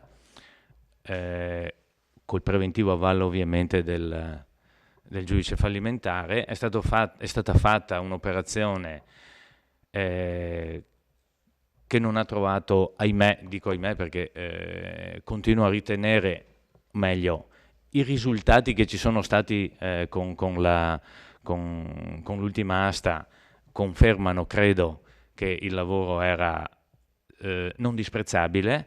Dicevo, è stato fatto con voto, ahimè, non unanime del Consiglio Comunale, una variante urbanistica, dopo aver dichiarato l'area degradata, che ha portato, dico per fortuna, e finalmente all'alienazione del bene e quindi all'acquisizione da parte di un privato di tutto il compendio immobiliare ex Fassina, ex Carnielli, con un ampio sollievo, lo confesso anche da parte mia, e ne sono convinto anche dell'attuale sindaco, perché come ben sa, visto che insomma, conosce anche lei il settore, trovarsi oggetto di un esposto al NOE non è proprio come dire, il più bel regalo che uno pensi e aspiri a ricevere. Per fortuna, e devo dire che la collaborazione con il curatore fallimentare in questo senso è stata davvero, credo, esemplare nel rapporto fra fra istituzioni, figure pubbliche, diciamo così, cioè il curatore fallimentare e il comune. D'accordo, con l'amministrazione comunale erano state installate dei rilevatori proprio per avere la contezza sulla situazione dell'eventuale amianto che potesse eventualmente disperdersi. Per fortuna, dico per fortuna, per la salute di tutti, i risultati sono stati negativi, nel senso che non c'erano queste fibre in aria.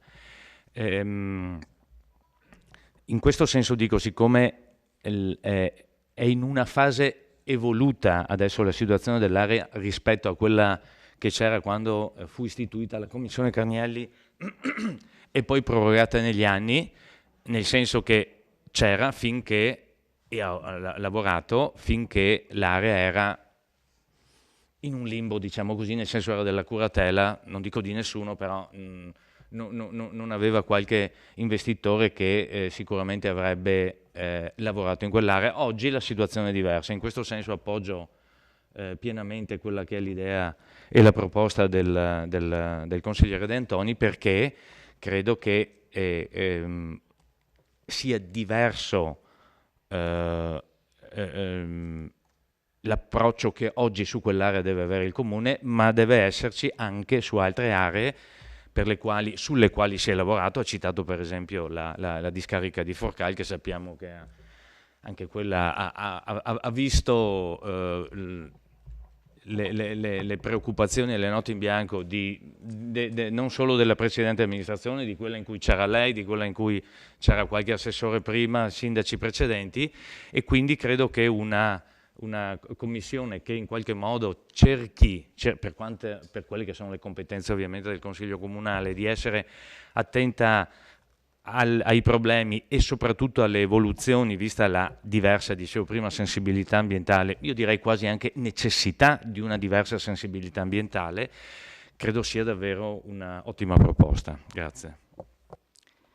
Sì, solo una precisazione, visto che il consigliere Tonno continua a citare che ha avuto un esposto, non ha Forza Italia che ha fatto un tipo di, non so da chi, quindi ha fatto solamente una segnalazione al NOE, ma non una querela contro una persona o contro qualcuno, ha solamente segnalato al NOE che in quell'area e in quella zona in centro di Vittorio Veneto c'erano 3.000 metri quadri di Eternit su cui bisognava fare qualcosa.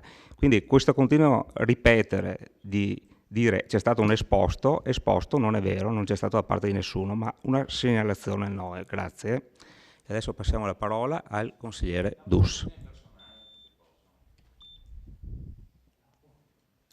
Dopo. Intanto sentiamo il consigliere Dus e dopo faccia pure una questione personale. Prego. Sì, anch'io condivido l'intervento del consigliere De Antoni e quindi magari propongo insieme a lui di prendere questo suo intervento e di mutarlo in una sorta di emendamento, se possibile.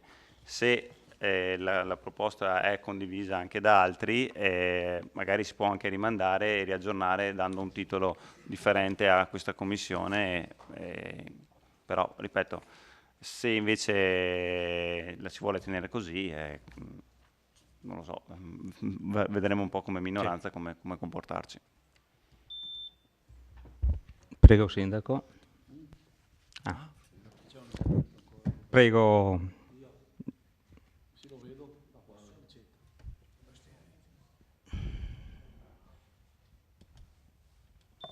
Consigliere De Bastiani. Grazie. Sì, noi condividiamo la proposta del consigliere D'Antoni, perché allargare la sorveglianza e la vigilanza non può essere che positivo. Questa è una commissione che riguardava una emergenza estrema, ma effettivamente emergenze estreme ce ne sono altre e altre potrebbero esserci, quindi una commissione che si occupi di questi problemi la trovo utile e quasi indispensabile. Mi ricordo che inizialmente era stato, mi sembra, il consigliere D'Arè quella volta a proporla la commissione.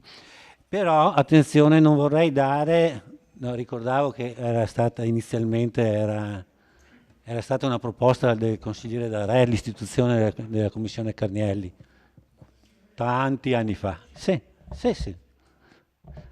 No. Meritevole. Però no, attenzione, non vorrei che questo facesse calare l'attenzione e facesse pensare che l'emergenza del Carnielli sia conclusa. anzi proprio in questo momento in cui si prevedono interventi è il momento di avere una commissione che maggiormente presti attenzione a quello che verrà fatto, che tra l'altro ancora mi sembra che non sia ancora chiaro come verrà gestita l'emergenza dell'Eternit. Si sa come deve essere trattato, mentre l'inquinamento del cromo ancora non ci sono opinioni diverse su come dovrà essere trattato.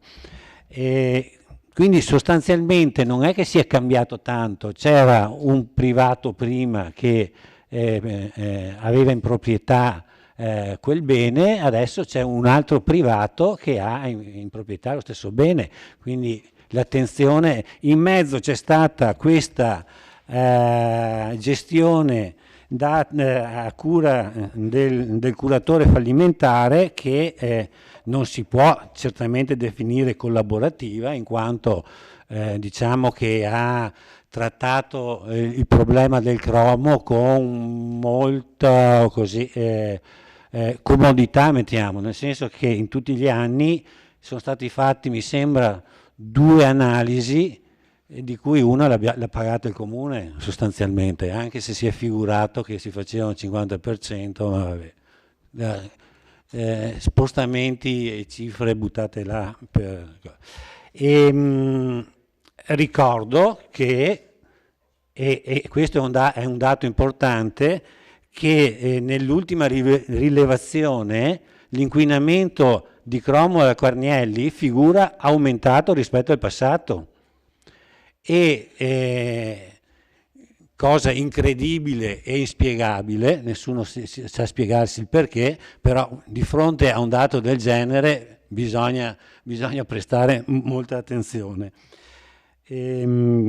Basta, mi fermo qui, quindi noi condividiamo l'idea di allargarla, però raccomandiamo massima attenzione per il caso.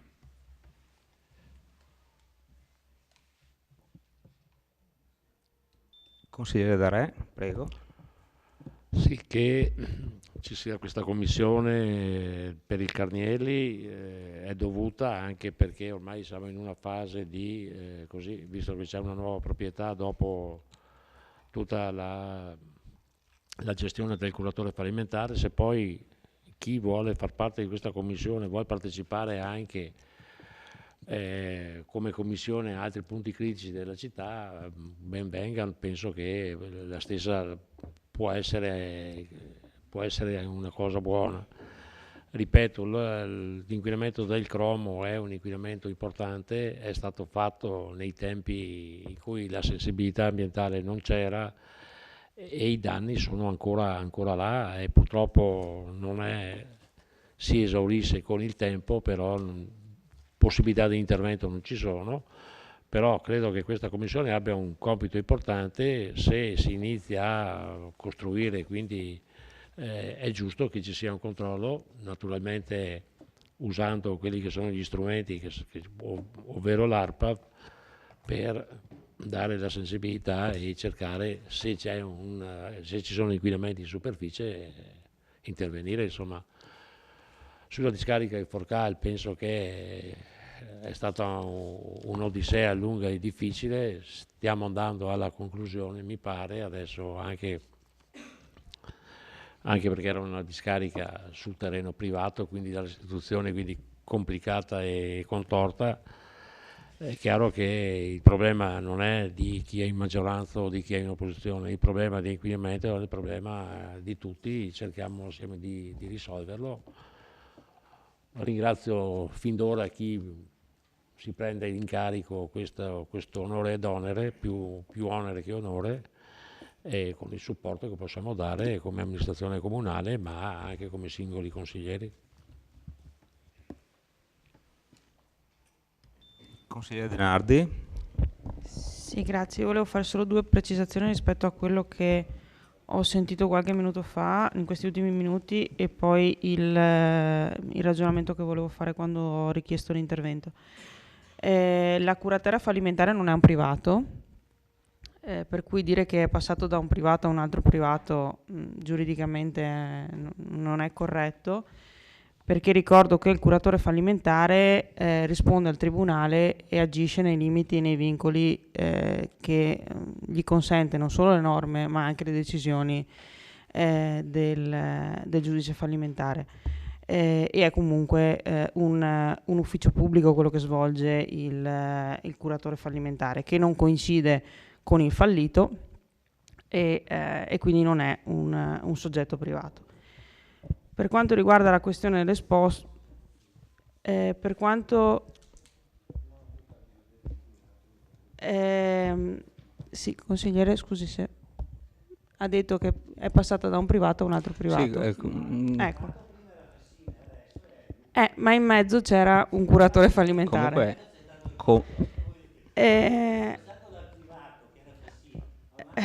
No, non ha detto Fassina. Comunque, allora, continui pure. Cioè, ricordiamo anche che questo non è un'aula di tribunale, è un consiglio comunale, per cui se ci sono anche delle lievi imprecisioni... Presidente, ecco. Cortesemente, grazie. No, è a favore,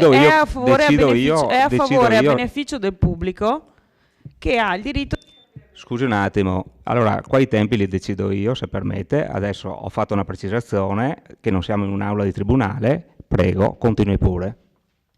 Allora, siccome non siamo in un'aula di tribunale e non siamo tutti iurisperiti, è anche giusto che le persone a casa sappiano le cose in modo preciso. Se io domani mattina... Sì, però devono essere anche semplici. Presidente, per cortesia. Devono essere grazie. anche semplici. Sì, sono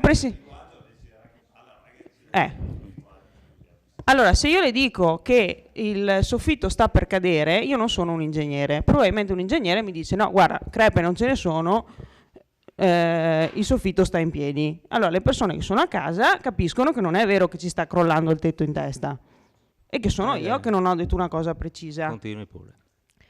Sempre in merito alle cose precise o non precise che vengono dette in questa stanza, è opportuno che chi ascolta a casa quello che diciamo noi consiglieri, la giunta, il presidente, che quando c'è un reato procedibile d'ufficio non esiste la questione è un esposto, non è un esposto, è una segnalazione, non è una segnalazione, perché qualsiasi notizia di reato, in qualsiasi modo acquisita dall'autorità giudiziaria, è nei reati procedibili d'ufficio idoneo a fare iniziare il procedimento penale. Il mio professore di procedura penale, per semplificare le cose a tutti, diceva che bastava che il pubblico ministero la mattina mentre beveva il caffè e leggeva il giornale, leggesse che c'era stato attraverso una notizia del giornale un reato procedibile d'ufficio e quello era sufficiente a far iniziare il procedimento penale.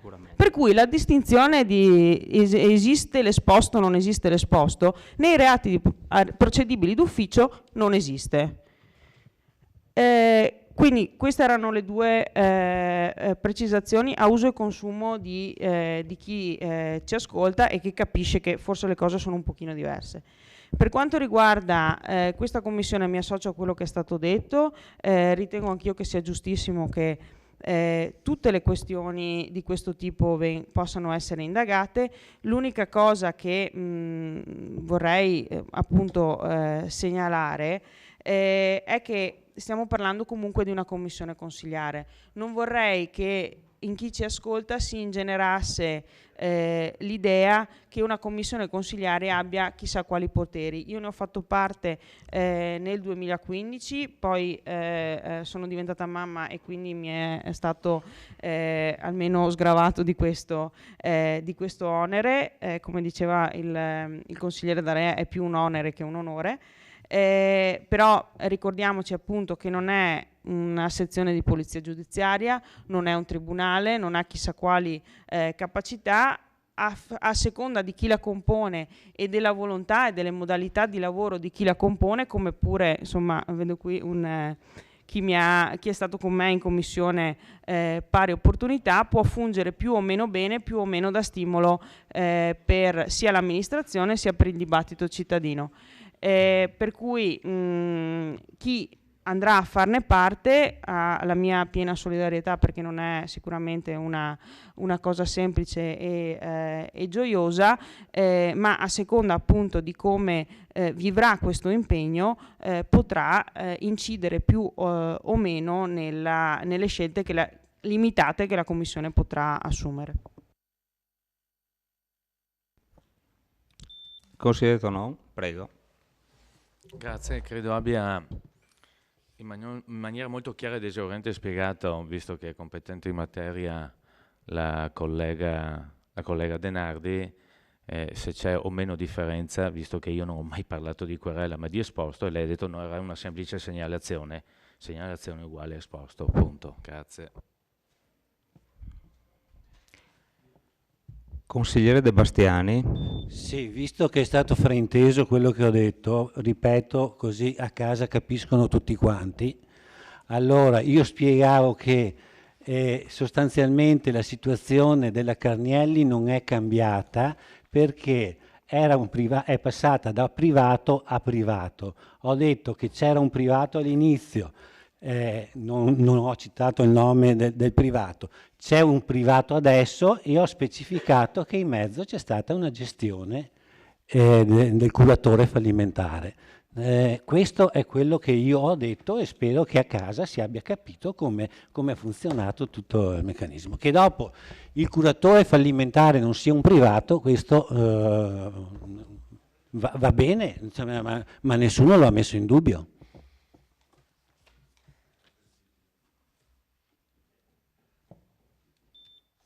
Bene. Se non ci sono altre, cortesemente se mi fornite i 2 nomi. Scusi. Sì, ma non è che può cambiare. Adesso risponde il sindaco, non l'avevo visto, qua alla mia sinistra risponde il sindaco. Per fortuna ho i suggeritori di fianco e quindi... Grazie. Prego.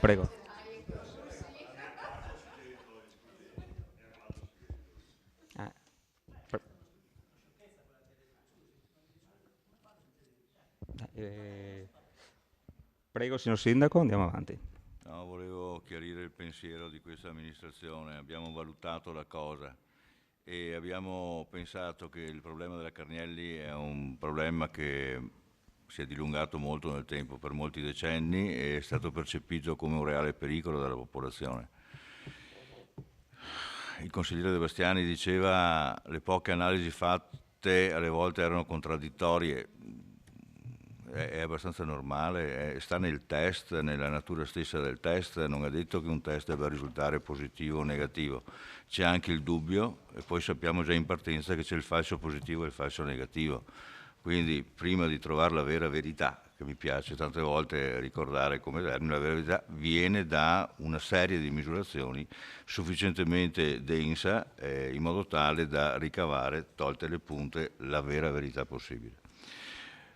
Quindi il fatto, come dice lei, che ci sia stato un transito di proprietà fra diversi privati in questi decenni, è vero, adesso l'ultimo che l'ha acquistata sembra dare tutte le garanzie di serietà e di economicamente sicuro come gruppo e quindi serio, perlomeno per quel che ci è dato di capire, e quindi ci dà abbastanza tranquillità che sia importante e definitivo, si spera, e comunque serio intervento. Però, visto che ci saranno approcci tecnici probabilmente diversi, sia nella fase analitica, rianalitica, diciamo, e nella fase esecutiva, ci è sembrato opportuno dotarci, come abbiamo fatto a fatica in tutti questi ultimi decenni, di una commissione che poi riusciva, visti i costi, viste le complicazioni legate alle analisi, soddisfava e non soddisfava alla fin fine questo lavoro qua, però in questa fase fondante una soluzione che si spera definitiva, una commissione a maggior garanzia dei nostri cittadini. Lo sforzo penso che possiamo farlo, no? Nel dotarcene. mentre per estensioni di possibilità nessuno le vieterebbe, ma voglio dire che secondo me ulteriori tipologie di intervento richiedono anche una commissione strutturata in altro modo.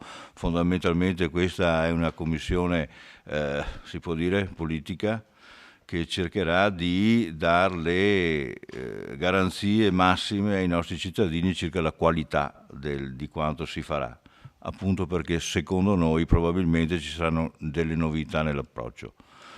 Nulla vieta che ripensare quello che ha consigliato il consigliere De Antoni sarà una cosa certamente significativa, e probabilmente ci penseremo nel tempo come fare ad affrontare anche altre tematiche di tipo ambientale.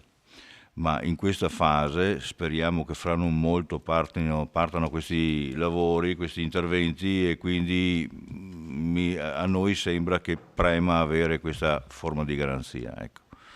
E quindi direi che una commissione sia utile, e speriamo che fra non molto perda questa sua utilità, perché magari il problema si sarà risolto.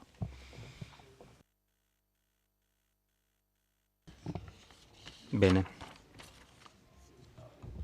Altri interventi? Mi fornite i nomi della minoranza, che passiamo dopo al voto. Sì.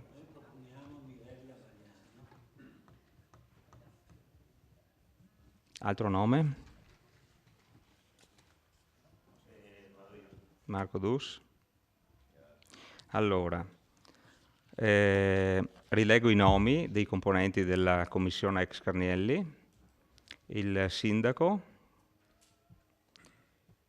l'assessore all'ambiente Fasan, il consigliere di maggioranza Casagrande, il consigliere di maggioranza Parrella, il consigliere di minoranza Balliana e il consigliere di minoranza Marco Dus. Ecco. Allora passiamo alla votazione. Sì. Passiamo alla votazione. Favorevoli? Contrari? Astenuti? Possiamo votare all'unanimità, all'immediata eseguibilità. Favorevoli? Contrari? Astenuti? Unanimità. Passiamo ora alla domanda di attualità. Mi scuso ancora con il consigliere Dus, se vuole illustrare la sua domanda, prego consigliere. Grazie.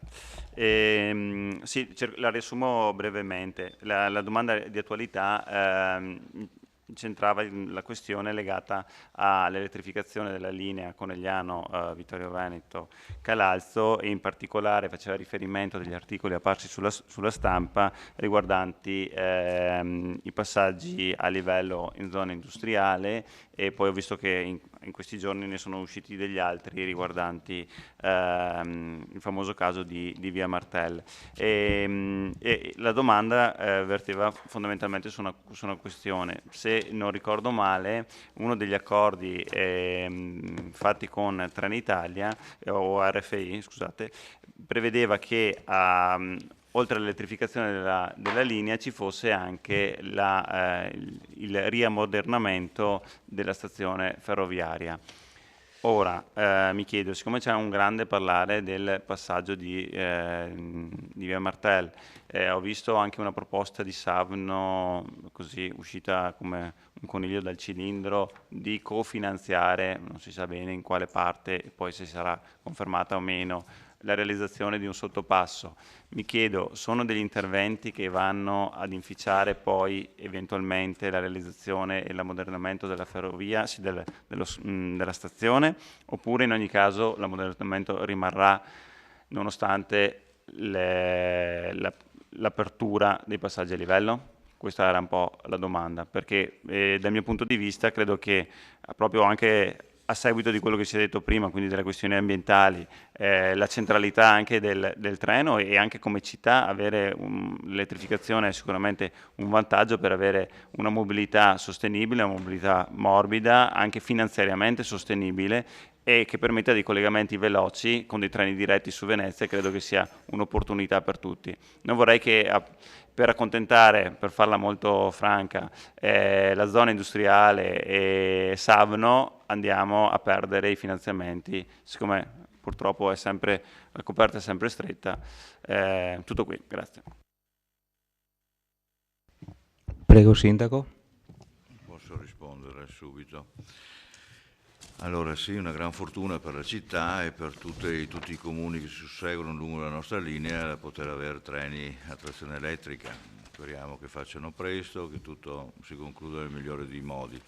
La questione dei passaggi a livello, a noi già in campagna elettorale abbiamo percepito quella preoccupazione della gente per la chiusura di via Martel, e abbiamo subito cercato di vedere i numeri e di effettivi passaggi su quella via, che ammontano attualmente a una media di 1822 auto al giorno, e soprattutto concentrate su alcuni orari diurni della giornata. Presumibilmente, se dovessero esserci delle variazioni relativamente alla connessione di via Pinto con la zona industriale, dovrebbero anche incrementarsi questi numeri, quindi percepiamo come una spaccatura nella città la sua eventuale chiusura. Abbiamo quindi provato a interloquire con RFI e per fortuna, contrariamente a quanto temevamo, li abbiamo trovati collaborativi e consci dell'effettivo danno che ci sarebbe in città una chiusura di una arteria che è relativamente importante già oggi.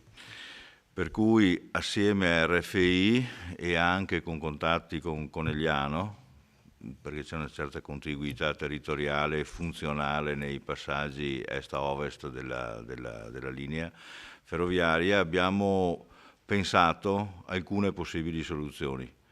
È chiaro che fare un cambiamento con guadagno addirittura piace a tutti, quindi essendo che la storia del sottopasso che lei ricordava, un desiderio inespresso da molto tempo, il poter ragionare anche di questo particolare aspetto è allettante e ci proviamo anche là. Con RFI e Conegliano ci dobbiamo trovare fra alcuni giorni, speriamo di definire completamente la questione e quindi passerei alla risposta dei suoi, mi sono letti 3 quesiti. Verranno chiusi oppure no i passaggi a livello? Sì, anche Vittorio Veneto deve fare la sua parte e non può rimanere indenne dallo sforzo che un po' tutti i comuni si stanno compiendo, no? per ottenere una maggior fluidificazione poi alla fin fine del traffico, e quindi ce ne saranno di chiusi. Confidiamo che non sia via Martel, ma con soluzioni mitiganti, altre soluzioni che stiamo definendo, ripeto, con accordi scritti differenti al momento no, seguiranno naturalmente l'accordo. Per adesso c'è ancora di scritto, e quello che temevamo fosse inamovibile è il documento sottoscritto, quello di via Martel, che ripeto speriamo di modificare. Mancata chiusura di passaggi a livello, quindi non ce ne sono, non si adombra neanche minimamente il tema di che ci siano modifiche sulla qualità già pianificata per la stazione, per eventuali variazioni assolutamente no. Questo è lo stato di fatto reale della trattativa in corso. Bene, dichiaro concluso il Consiglio Comunale di questa sera. Buonanotte a tutti.